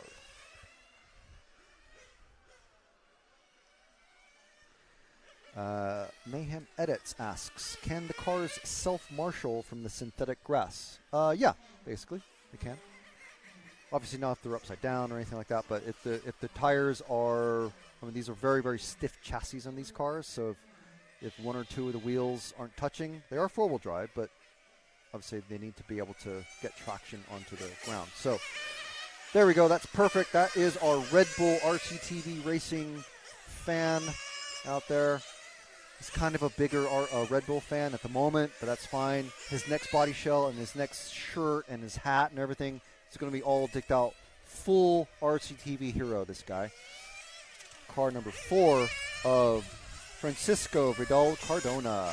And he's putting out a good gap on the rest of the field. He was the first one to get out of the pits, so he's the first one we're following. But if you look at the gap behind him, he's got no one in front of him, so he's got nothing to take his eye away to distract or anything. And he's got a huge gap behind him to the car 5, and that's Gianluca Del Cielo. Yeah, so he's got quite a good gap behind him. It's pretty good for him. So now we've moved to the car 5. Here's Gianluca. We'll give him a bit of love before we drop back to another car. He's about to come onto the main straight. And if you wait there, we'll just shift to the blue car that's just up behind him. Blue with white bits on the side. It's car 1 of Eduardo Dulac, our Brazilian racer who runs under the Swiss flag. I'm assuming he lives in Switzerland, because obviously Portuguese, if anyone is unaware, is the main language of Brazil. So there's a lot of Brazilian sort of crossover.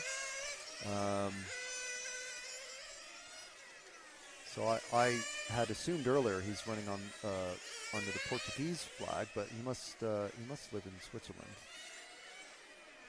So anyway, we'll drop back another car to, well, we could have done this at a point where I can actually see the number, but here we go. It's car 7, just come in front of us.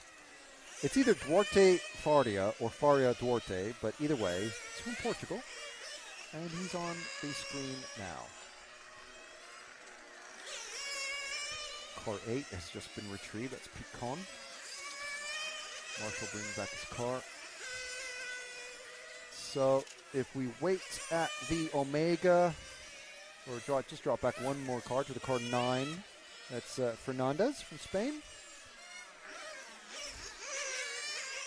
Now, if you want to see some photos of the pit areas and a bit of the cars in action, not a huge amount of action, because these cars tend to run best when they're by themselves, as we're watching them now. They don't like running in dirty air. And we can drop back one more card to the car 3, Jude, of Totomas from Greece. I think 3 Greek racers. Yeah. But if you want to see photos of the pit areas and the track and just various things, just, you know, pit life, racing life, hashtag racing life, RC racing life, check out the EFRA Facebook page, and there's a huge and growing photo album of these cars, drivers, mechanics, all sorts of things on the EFRA Facebook page. Ooh, getting sideways there. That's the car. Oh no, we're on the car 3. Yeah, sideways. As you can see how when that happens and the car gets loose at the back, the wind just as it's moving forward, the wind hitting the rear end of the car just acts as a massive sail. Like if you're trying to carry a sheet of plywood across a windy street. And I think if we drop back one car and catch this car on his final lap, it's the car 6 as he's pitting. Okay. Well, anyway, that is Florian Luyer. I'm sure we'll get more of him in Q5. And that was Heat 2. Next up is, would you believe it, is going to be Heat 3.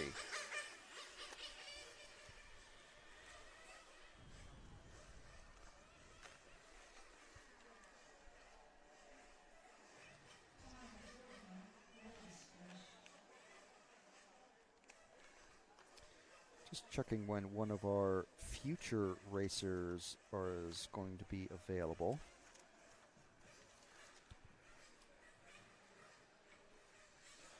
Maybe we can talk to someone in the next couple of heats. Get them on camera very easily.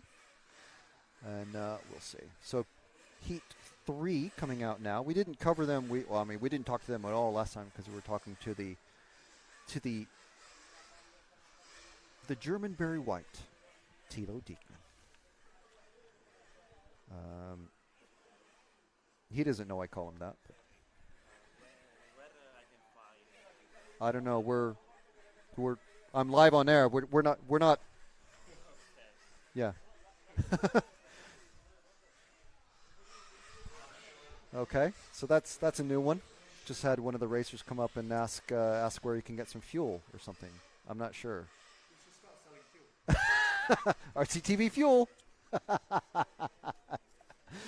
Yeah, unfortunately, because we're in one of the buildings on the sort of the track complex here, we do get some odd questions from racers who are just completely unaware that there's cameras, there's screens, there's headphones and cables everywhere, and no, it's not a live production of television or anything.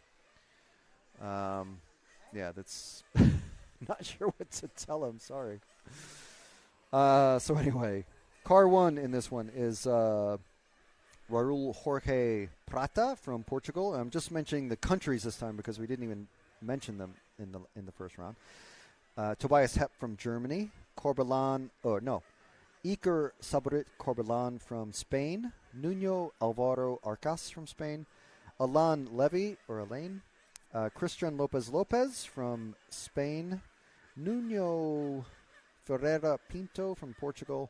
From Spain, we have Carlos Sanchez Labernia and Tony Forne Tomas from Spain.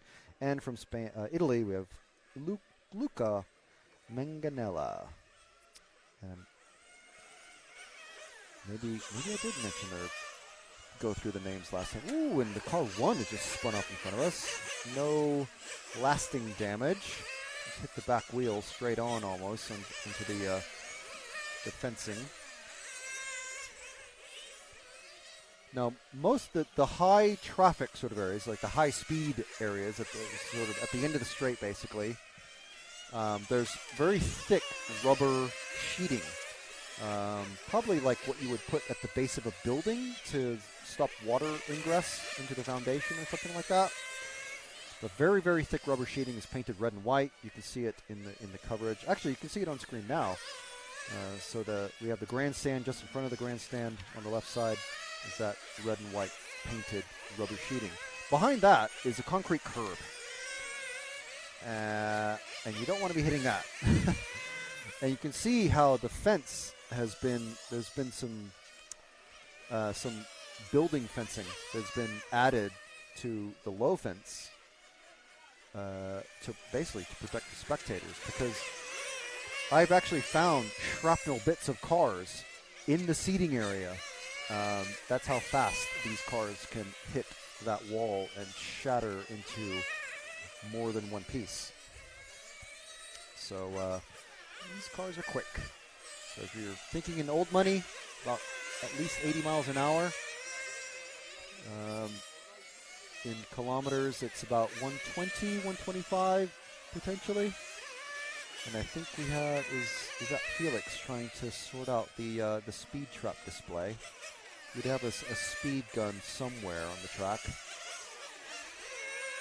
No, he's trying to give the marshal the umbrella, I think.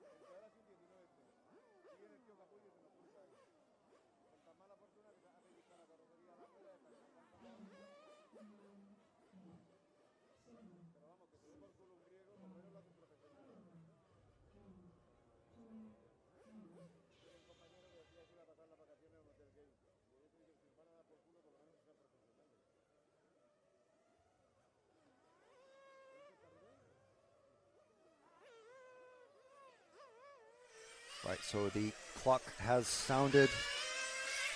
Racers are going. Qualifying heat 3, round 4 of qualifying. And we are with, it's not one of the racers I know by name, but it's car 2 of Tobias Hepp, running that Tiffany green color.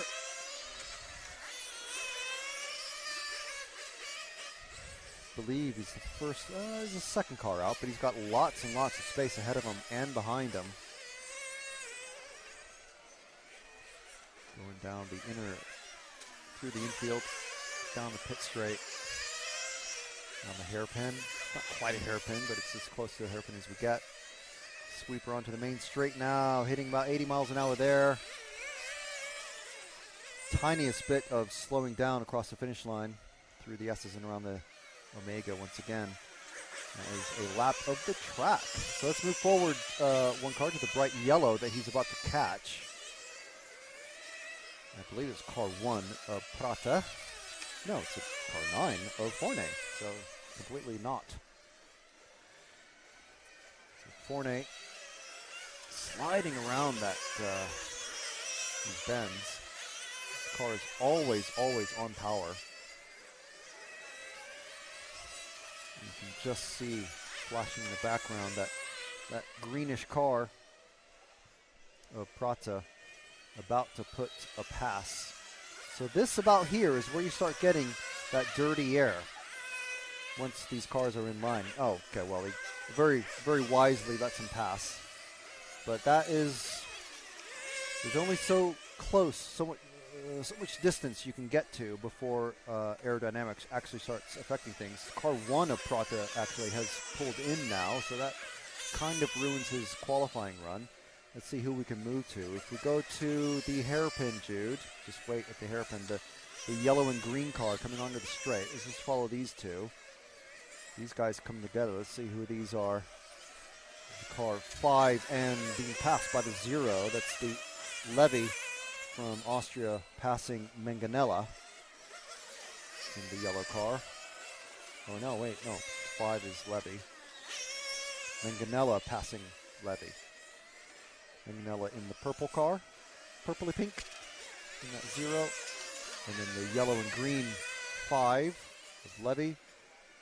And then the pink car just coming up behind is car 3 with Saborit. Or it could be Corbalon, but Saborit shows up on the timing. So just going with that for now. I apologize if that's not your name. You watch this in the future. And then dropping back to the yellow and orange car with the, well, it's white, yellow, and orange. I think that's car 6 of Lopez Lopez.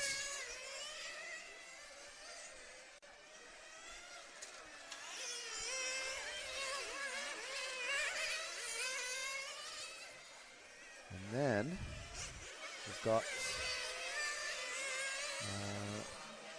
Hep is about to put a pass on the pit straight. Oops, sorry. So the 2 green cars, well, one has just passed the other on the main straight now. The second of the green cars coming down the main straight and about to cross the finish line now. It's car 8. There's Sanchez from Spain, just starting his last lap.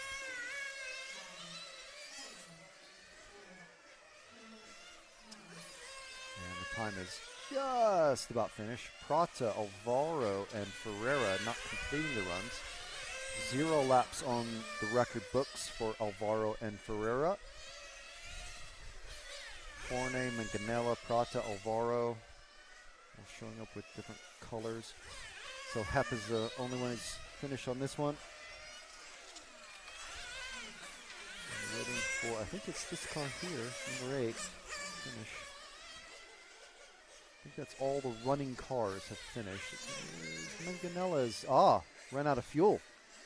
He's being carried across the track. So he's basically lost a lap at least, or maybe a couple laps there. Lost a whole minute of running. So Hep, Levy, and Lopez.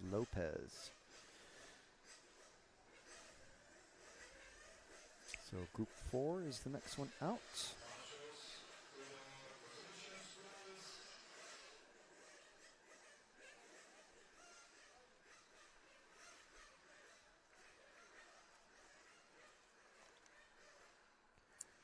We are marching ever onwards towards our lunch break, which will happen at about 12:45. That's GMT. 12:45 GMT. We've got Group 4 coming out next, Group 5 after them, obviously, and then Group 6 and 7, which are two groups of fastest racers. The next time they'll be out for the final round of qualifying is 2:40 and 2:45.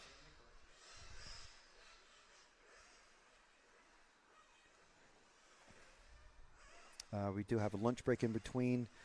I believe we're undecided whether we're going to log off or not, but just in case, always make sure that you are subscribed to either the EFRA channel or the YouTube, EFRA channel on YouTube or RC Racing TV on YouTube, and hit the bell, because what the bell does is it sends a notification to your phone or your tablet or whatever you want, whatever you set up, that, hey, so-and-so channel that you've subscribed to and you want to hear from when they're live, guess what? They're live now. So it's a handy little thing.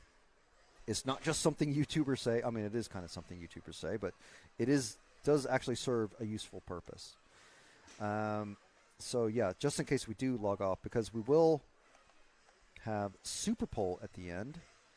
I think we're still undecided whether we will make that a separate broadcast, but it is only 10 minutes after the finish of round 5.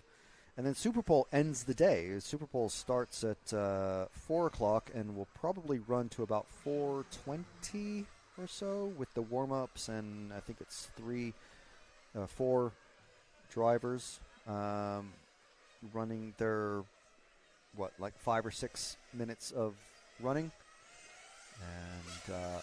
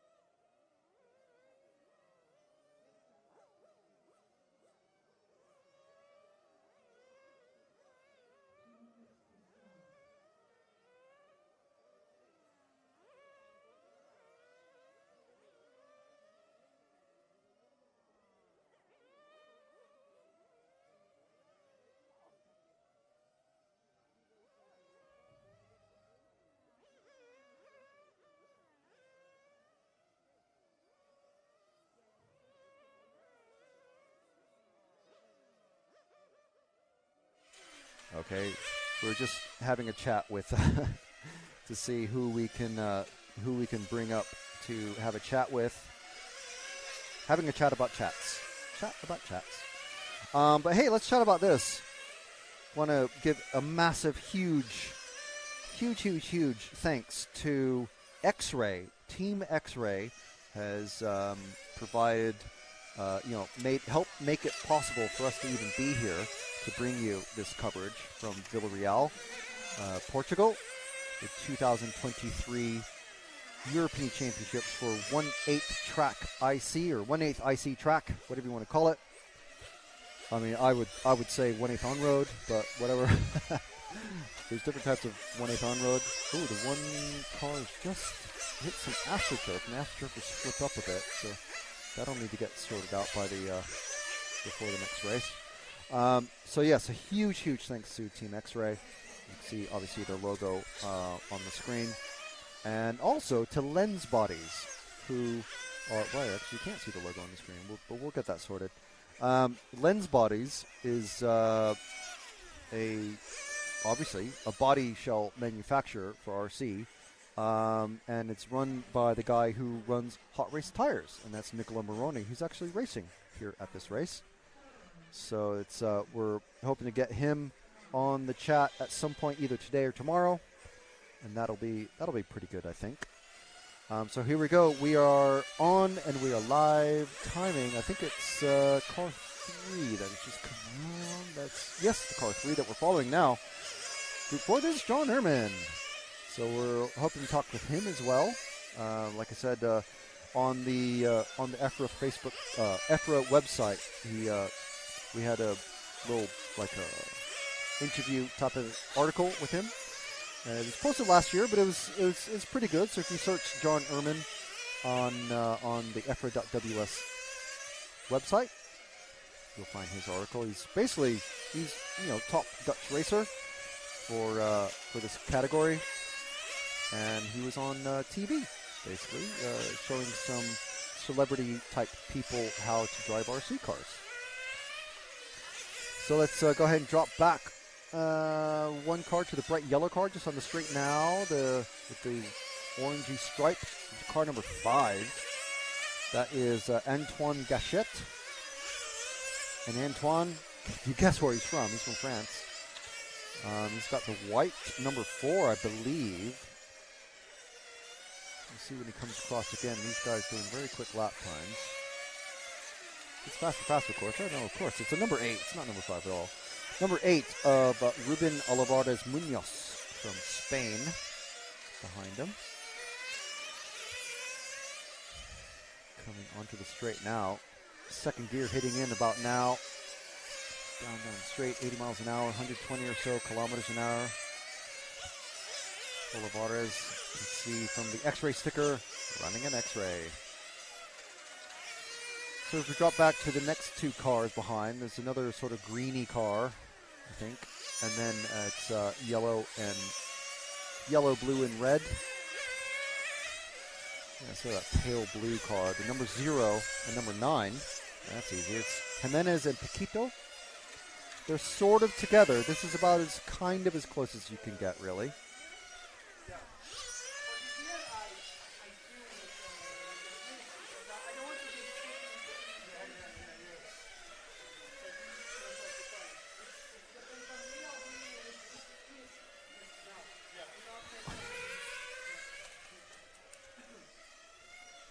Sorry, just untangling things. Things have moved around, so they've been tangled.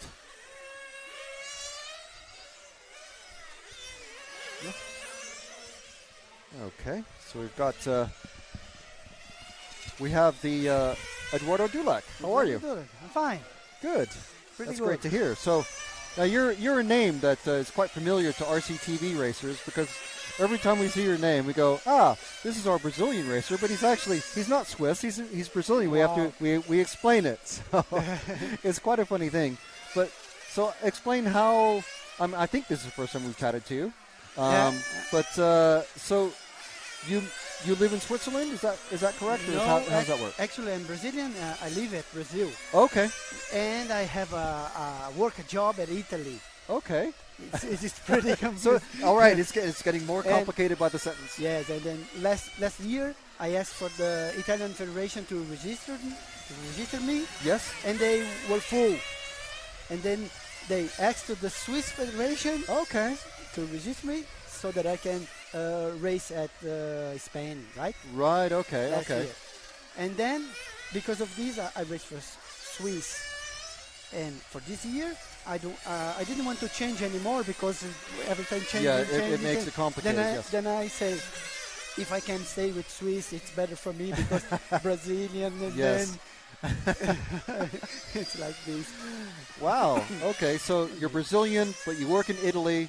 Yeah. You tried to register with AMSCI, who's the Italian federation, like Exactly. BRCA or ROAR or whatever.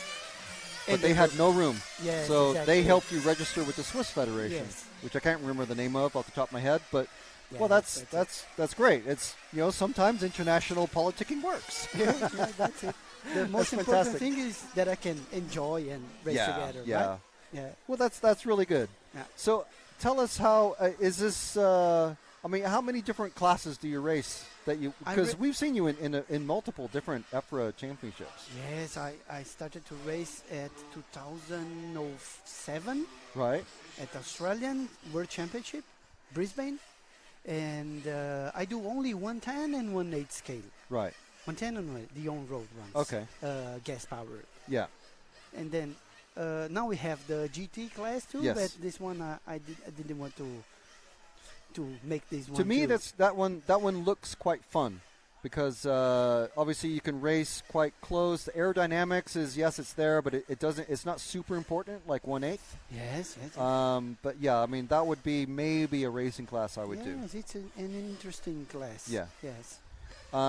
So maybe you do that one next year. So hopefully maybe it'll be in Sicily next year, which is a beautiful location. Yes, I was there this year for Yes. the European. Yeah. one Okay. time Yeah. step. Okay. Nice well, track, huh? yeah. Nice track, nice place. very good. As here, I like here very much too. Yes. Yeah.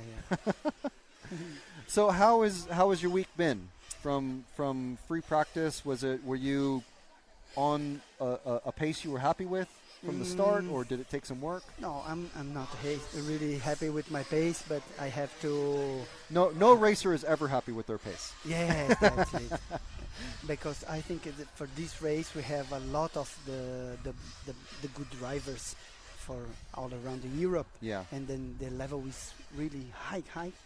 And as we don't have too many hobby drivers, I'm on a position that it's really strange for me. Yeah. I'm actually at 50th place. Okay. No, not 15, 50. Yeah. So it's really it's a little bit strange, but it's the reality. Yeah. The other Yeah. guys Well, are when you fast, have I like cannot Peach do and anything Balestre and better, Grosskamp yeah. and those Gruber, those sorts of names, But I still you try, suddenly you know? start like dropping down. Still trying to improve, trying to Yeah, to yeah. drive better, and I'm happy with it. Yeah. So obviously, I'm assuming you're going to be getting lots of help from Daniele Ielesi. Yeah. And what car are you racing? What car? I race for the Capricorn. Okay. And Patricio is here. Patricia is here. And yes. so is he providing you any help, or is any of the mechanics? from Yes, the other, lots of other help guys? from him, and also from Jumpstart RC, which is the one that have all the parts here at the track to support us. We are very good with this brand. That's good. Yeah, we talked to Tilo earlier. Uh-huh. So he's very helpful with providing the perspective from not just the pro guys, but from the hobby guys, I guess we could say, the guys who come out here and do it for fun and are the majority of the EFRA racers, really. So has your pace improved to a point, or do you see it improving to where you're going to be happy? Being in whatever final you're going to see yourself. What kind of final do you hope to be in? Maybe the quarter or the 1/8? Yeah, last year I did the quarterfinals at Valencia, but here I don't think I'll get it. Huh? If I go to 8 finals, I'll be happy. Right. Okay. Okay. I Okay. think we're starting. Oh, I don't have tomorrow's schedule, but I think we're starting with 132. So that would be, yeah. Yeah, That'd be a good progression to bump up. And I think, is it top 2 or 3 bump up? I think we're starting with 116 finals. Okay. If I'm not mistaken. Okay. I just have to go to get one bump to go to 1-8. Yeah. Which I think would be my place, really place. And then for the quarterfinals, I don't know. Yeah. Everything can happen. Always race hope. is racing. Yeah, right? yeah. You never know what can happen. Yeah. Okay. All right. Well, yeah. It's Thank you very much great to to talk bring with me you. here Yeah. to talk with. Yeah. To yeah, show no, up. it's really good. Good to finally meet you. We talk about you every time we see your name. It's like, oh, it's the Brazilian guy. Yeah, the Brazilian one. Yeah. No. All right. Fantastic. Thank you very Okay, much, thank you very Eduardo. much. And we'll see you on the track, and good luck for the rest of the weekend. Okay, thank you very much. Okay, perfect. Bye bye. Thank you. All right. Excellent stuff from Eduardo. And yeah, our Brazilian racer who works in Italy and has the Swiss Federation backing. So now we know even more about him. Right, so in Group 5, Thomas Atard, Victor Wilk, Lamberto Calari, Robin Hertong, Maxime Rippel, Juan Antonio Hidalgo Garrido, Jonathan Gandin, Thomas Lorenzi, Sasha Klug, and Louis Christophe.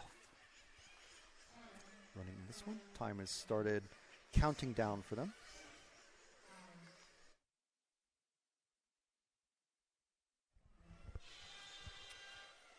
Here we go. First one across the line is car 5. That's Maxime Rippel. I can recognize the paint scheme now. Maxime giving us a few shout outs yesterday on Facebook.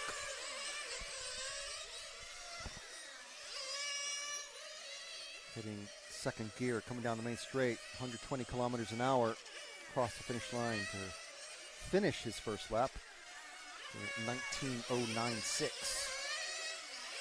Down the pit straight, around the hairpin.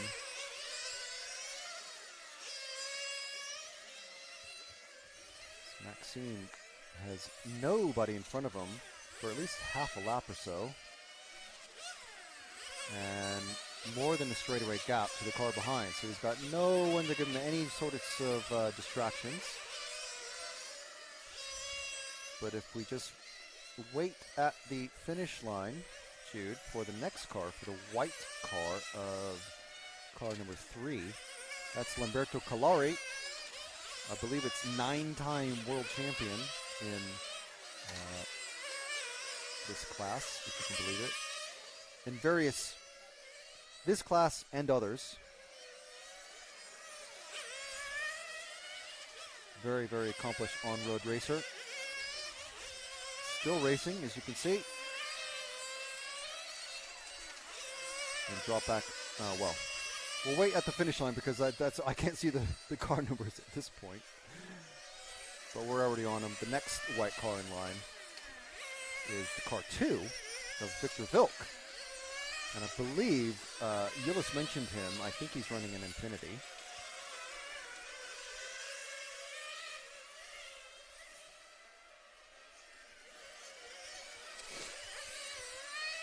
And we've got the car 5, I think, that is just going in. No, it's car 6, I think, going in.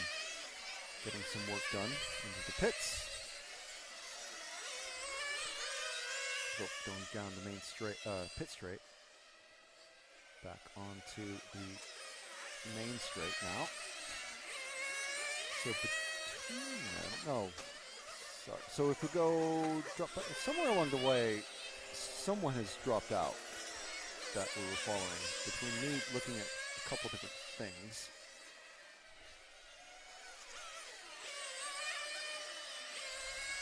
Let's see who we're on now. No longer the white car.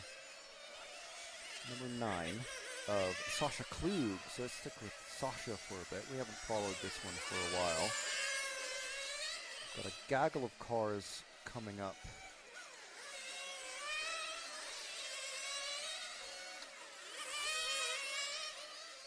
So let's wait at the finish line here, Jude, and catch this blue car because we've got 4 cars in a row. We're going to very rapidly move to.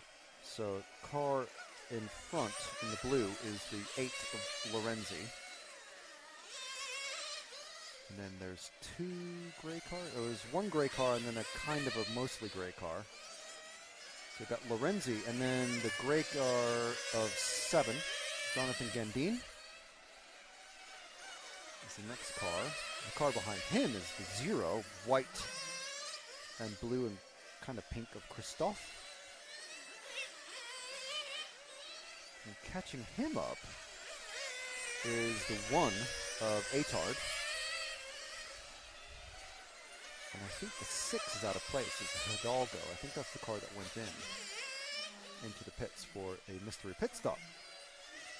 And time is already counting down. So you see, if you miss a lap or two with 10 cars, the 22nd lap,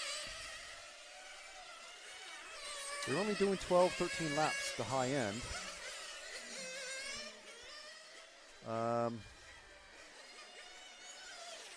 It's difficult to get all 10 in one run, but I think we've covered most everybody. Hartong in the car 4 was... did we cover them?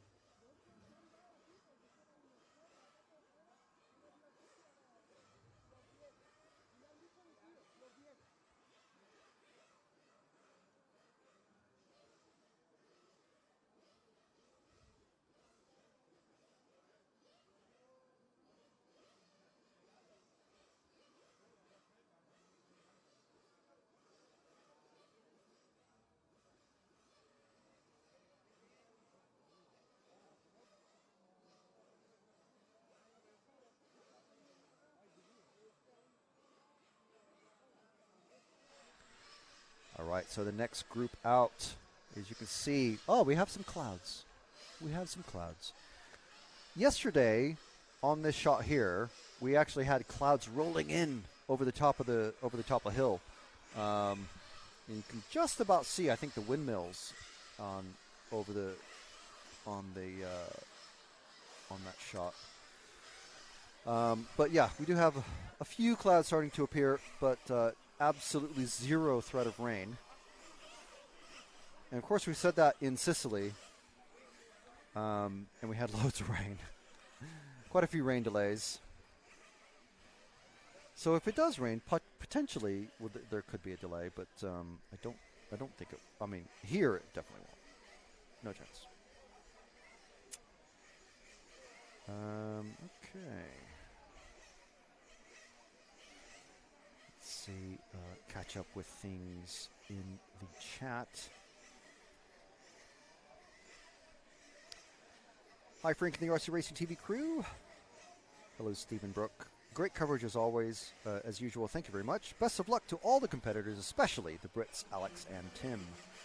We'd love to see more than just the 2 Brits, so it's hopefully more guys can come out to wherever the next race is. If I understood it right, I think the next one is somewhere in Italy. Let's go to Infinity. Simon Burgoyne, Dean, that's what happened. Unfortunately, I do not know. I cannot say.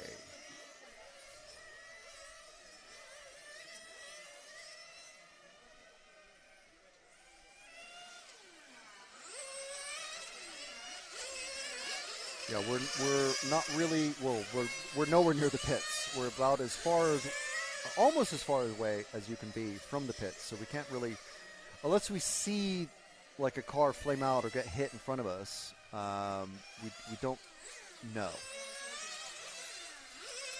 I see Dominine out there. I see, where is Nicola is in car 1. I see him there.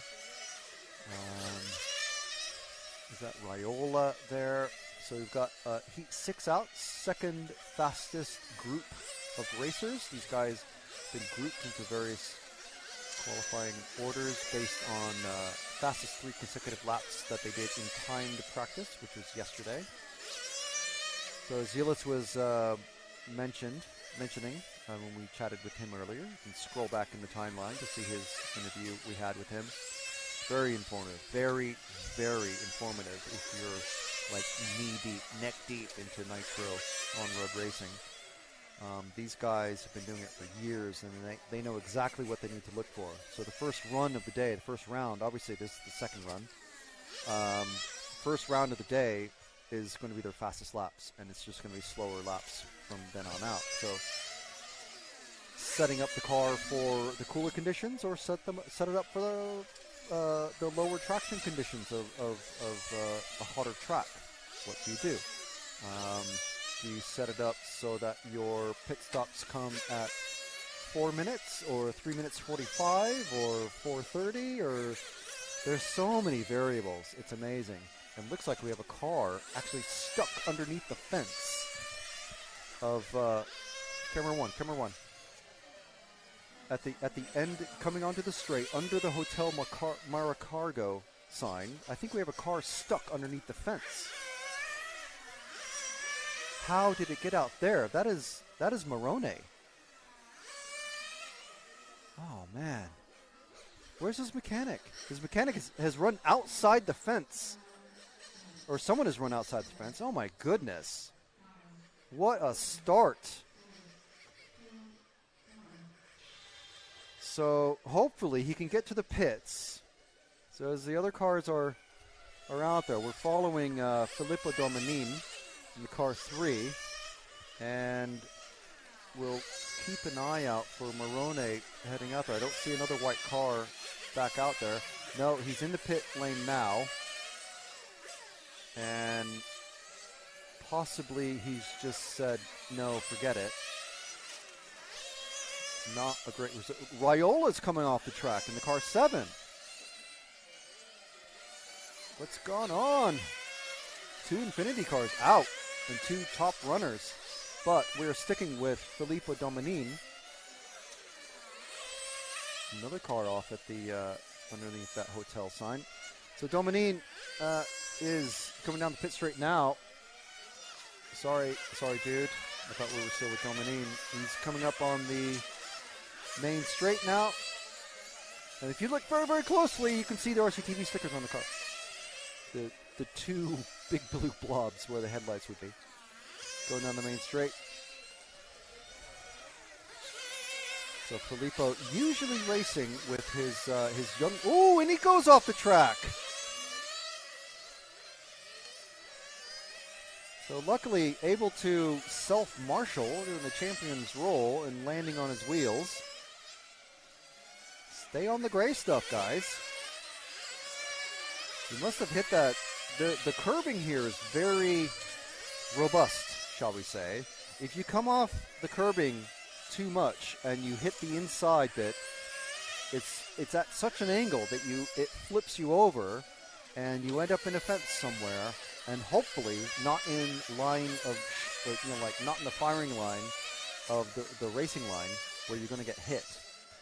So okay, so let's drop back. To the blue car. Blue car is number 5 of Vigerding. And now the Vigerding pit setup is really cool. There's a picture of it in the EFRA Facebook page, uploaded yesterday. It's a quite cool little setup. It's literally like you open this aluminum flight case, and there's drawers and tool stands, and there's a temperature thing and a clock and all sorts of stuff. Very, very like German/Austrian. Very nice. So the blue and white car is Marcus Vigerdering. And Raiola is back out on track. He's in the yellow car just behind. There's Raiola on screen. Carmine Raiola did quite well at the 10th Touring Car Euros in Sicily a few weeks back. Finished on the podium. I'm not sure if that's his highest result, but did pretty well, quite happy. The car 8, if just behind him is Tim Wood one of our 2 German racers, and he's very closely followed by a couple of cars. So this is the 9 and the 2 of Colavo and Oliver Mack, respectively. So these 3 cars trying to chase, well, 2 cars trying to chase down Tim Wood. It's only, you can only get to a certain distance of about 2, 3, 4 meters. There's that Dominine has crashed out. Who's that? I think it is, yes, it's Dominine has crashed out, so that is his run finish. So V. Girding has popped into the top. Now Fernandez and V. Girding are sharing the top spot with Linu. Looks like he's dropped out completely. He's, again, not completing a run. I think he's given up on this one. He's had a stomach bug. So Morone gave up after being stuck in the fence for a couple of minutes. Dominine has stopped. Raiola is basically just, he's not going to get any result out of this one, but he's obviously going to, if this is his Morone and Dominine's throwout, Raiola's going to finish better than them, obviously, but only just. So there's our, it's a high fallout rate on this one. That's heat 6. Heat 7 coming up, our fastest group of racers. There's Fabio Dominine, father of Filippo. He's carried off his son's car.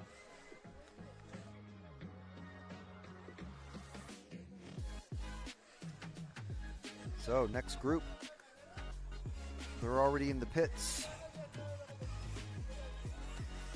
It's 8. Tim Wood is being carried off, so Tim was another one to not finish that one. Group 7, about to get on the pit lane. Drivers start up already. Robert Peach, Dario Balestri, overnight TQ, and Gillis is basically called him for the overall TQ, saying the track is only going to be slower than this morning, and with this morning's TQ run, that's 2 TQ positions for Balestre. And Gillis saying that probably will put him in overall TQ. So we might have another Dario moment for Superpole. Is that going to be a good thing or a bad thing? Get that bleep button ready. Tony Gruber from Germany in car 3, Francesco Tironi and Mirko Salemi from Italy. Gillis Grosskamp, who we spoke with earlier, Dominic Greiner, Simon Kurzbuch, Alex Thurston, and Andrea Catanzani. The rest of the runners and riders in Group 7.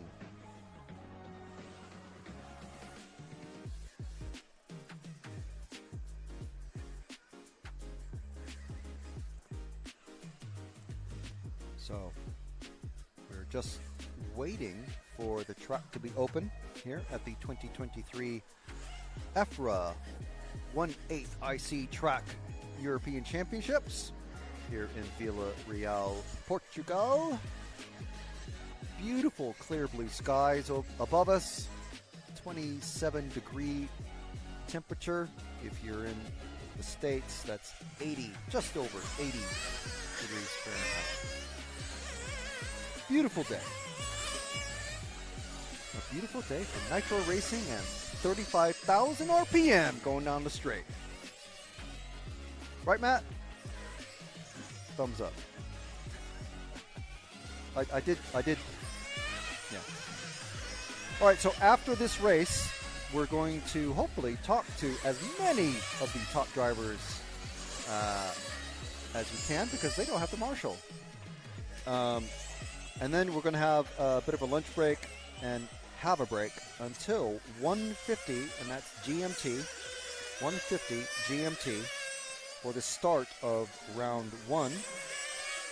Group 6 and 7 are out next time at 2:40 and 2:50. And again, that's GMT, BST, CET -1, whatever you like. That's the next time these guys will be out on track today. And then at 4 o'clock, we're going to have Superpole. which may or may not start exactly at 4 o'clock, but it's scheduled for 4. But because it's the last sort of thing for the day, it may be delayed by five or so minutes. But basically, it's going to be, I think, 5 minutes of warm-up for everybody, and then everybody comes in. And so, well, let me explain Super Bowl. So the top qualifier of the race will basically, they're directly into the final. Perfect, great for them. So they get to sit back and watch the next 4 racers, the next 4 fastest racers after qualifying, attempt to get straight into the main final. And how they do that is they do the SUPERPOLE. So they have a few minutes of warm up for those next 4 fastest racers, and then one by one they go out and they have 3 minutes of warm up, and I think it's 5 laps maximum, or maybe 3 laps, I'm not sure. And they do their fastest single lap that they can, and trying to break into the 18s or 19s. And that's SUPERPOLE. They go out one by one, starting with the 5th place fastest racer, and whoever gets in there, bam, they're in SUPERPOLE. The thing is, it's quite interesting because everybody can hear the shift points and if there is any braking, and everybody on the track is watching your single car that is out there, the only car out on track. So it's very intense, very good viewing, and obviously it builds up to a pretty good finale. And that's at the end of the day today at about 4 p.m. So here we go. First car across is the car 3 of Tony Gruber. So let's stick with Tony. Tony is a very, very good racer, obviously. He's the current and for the 2nd time European champion in Nitro Touring Car. Ooh, getting sideways there. Coming across the finish line. Around the Omega. Down the pit straight. Around the hairpin. And then full throttle on the straight. This guy is going full throttle around most of the track. Just letting off just a bit in some places. But only in the tightest of turns. But they're basically on throttle all the time around this track. Tilo Dickman was telling us yesterday. Very, very large track. Just drop back 1 car at the finish line. Then it's the car 1 of Robert Peach. He's running RCTV stickers on his car. Of course he is. European champion. Actually, Tony Gruber is as well. So Robert Peach, early on, was tipped to be the fastest racer by basically all of the top guys that we talked to. But it looks like it may be the next car behind him, who dropped back 1 car, Dario Balestri in the white and gray. It may be that Dario ends up being the overall qualifier, overall top qualifier. But it's a 45-minute race. Anything can happen. As we were talking with Tilo earlier, Greiner won from 6th position on the grid, fell out of the race completely to 11th position, came back and won it last year in Valencia. And that's only 1,000 kilometers away. You know what that means. Right, Matt? It's anything can happen. So Dario about to put a lap. Oh no, we're with, we've swapped around. We're with the 5 and the 6 of Salemi and Grosskamp. They're quite close together. The Grosskamp potentially being held up. Running 5th, Salemi's, yeah. I think Salemi, referee's maybe not calling Salemi to let him by. The next car behind. I think Grosskamp is definitely close enough to show his intention of, you know what, I'd really like to get past you now, man. Car 4 is creeping up. That's Francesco Teroni. So Salemi, I don't know what's happening. Is he not getting called? to move over.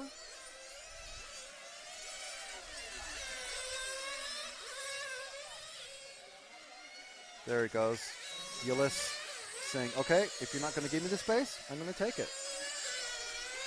Salemi getting up on the curbing just a little bit, and zooming past comes Grosskamp. So we drop back to the second of the yellow cards. There we go. That's Francesco Tironi.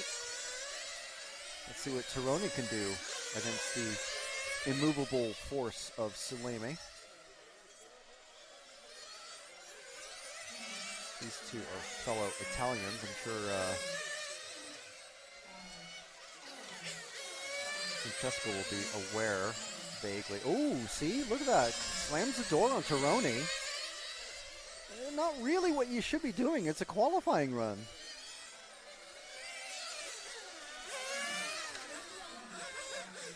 So,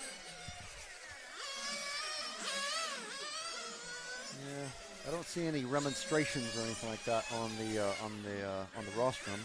But there we go. That's the final run. That's the final run of qualifying for round 4 anyway. Round 5 coming up once again at 1:50 with the fastest groups of racers, the two top heats, as we like to say, coming out at 2:40 and 2:50 today, and that's GMT time. We'd like to thank X-Ray, Team X-Ray, the Hooties. We love a bit of Slovakia. I still have a shopping bag from the Lidl in Slovakia. That's my new thing now, as I collect the foreign shopping bags with like very obvious foreign writing on them. That's my new thing. So rather than get a T-shirt or a fridge magnet or something, it's like, okay, I'll do something different. I'll get the shopping bags of somewhere where I go. So anyway, yes, we'd like to thank X-Ray for helping support us, and Lens Bodies of Nicola Morone, providing us support and help.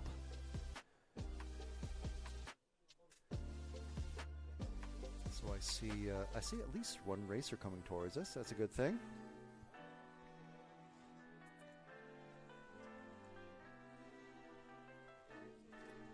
So we're going to have a chat with as many racers as we can have a chat with, that Matt can corral for us.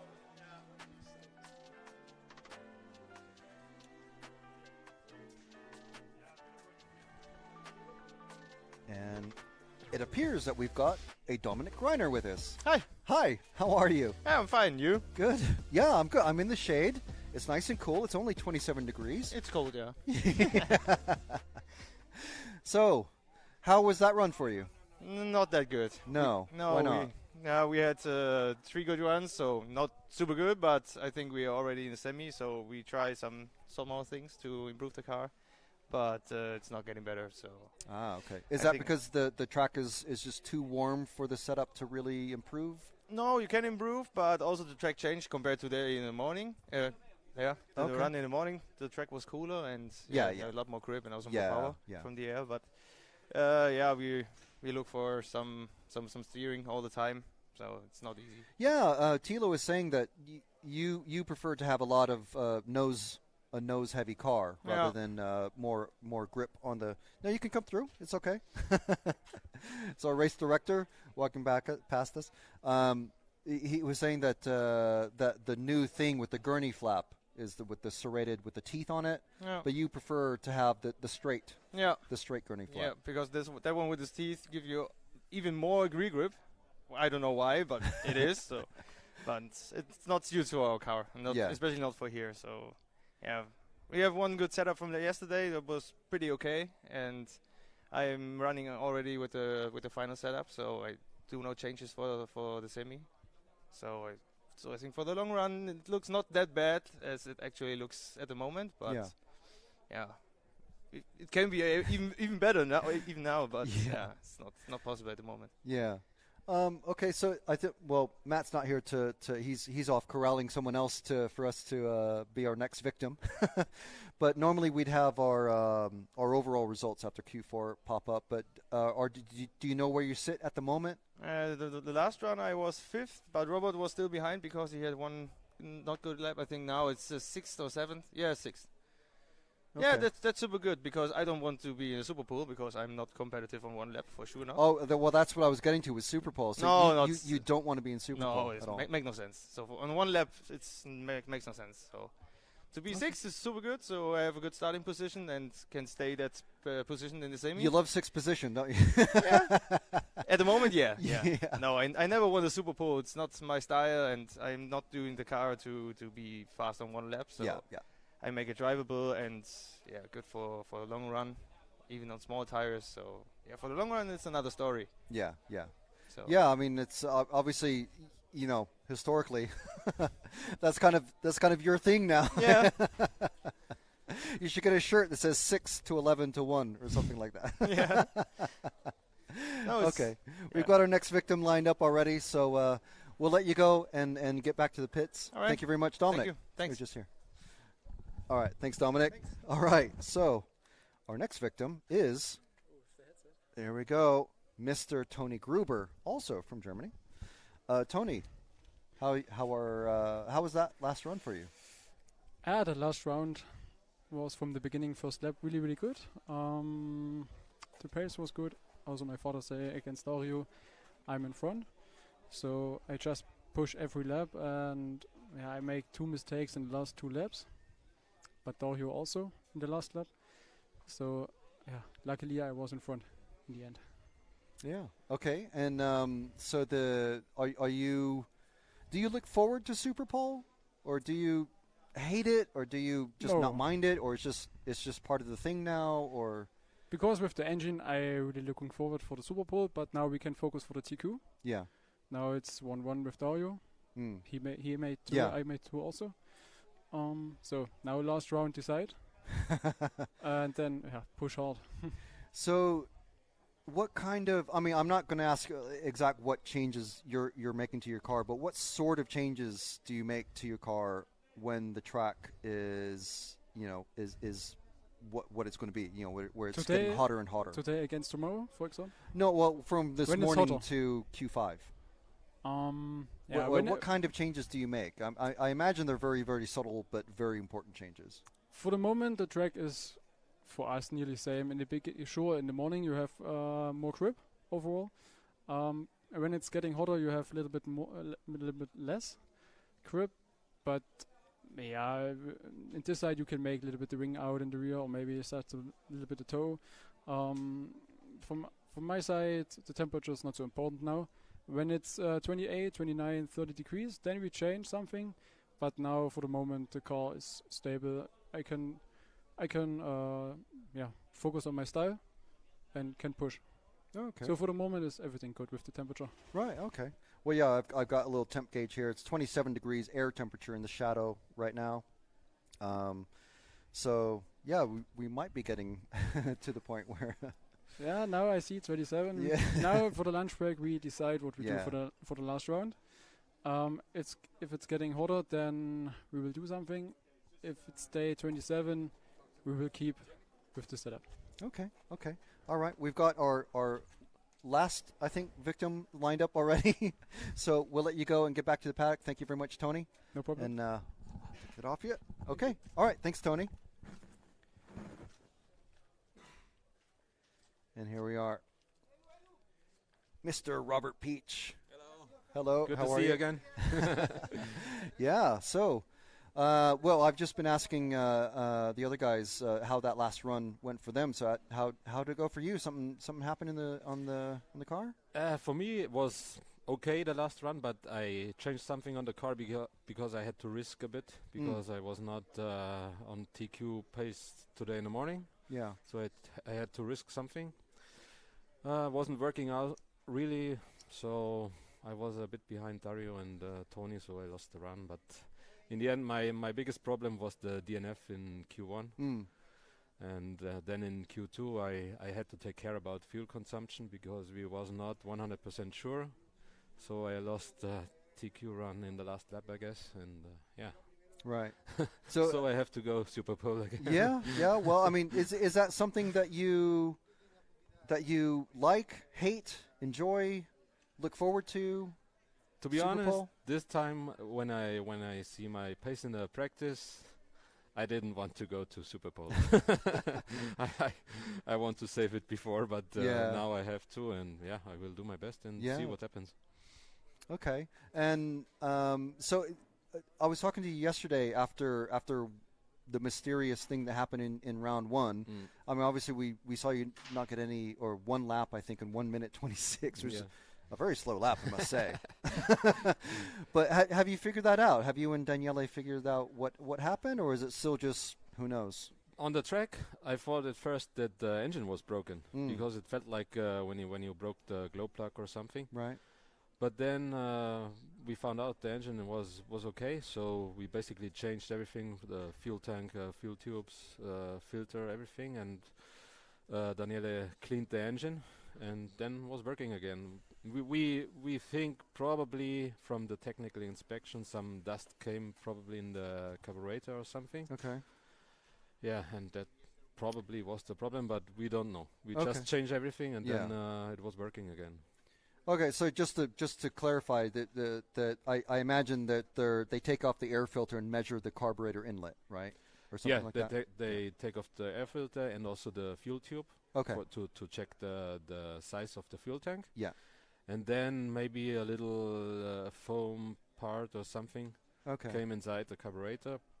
We don't know. Yeah. But might be the problem because usually it's you don't have such a big difference just from the setting of the engine. Yeah. So okay. All right. Well, it's one of those mysteries of racing, I suppose. Every car gets checked. It's not just the top guys, just so everybody knows out there. But yeah, every car goes through technical inspections: the weight, the body size, wheels, everything, the engine, fuel tank, and everything. Okay. Well, we'll let you get back to your pits and enjoy your lunch. And but I guess not too much because you have to prepare for a Q5 and then SUPERPOLE, hopefully. I think I will already prepare for SUPERPOLE because this is now more important than Q5 for me. Yeah, okay.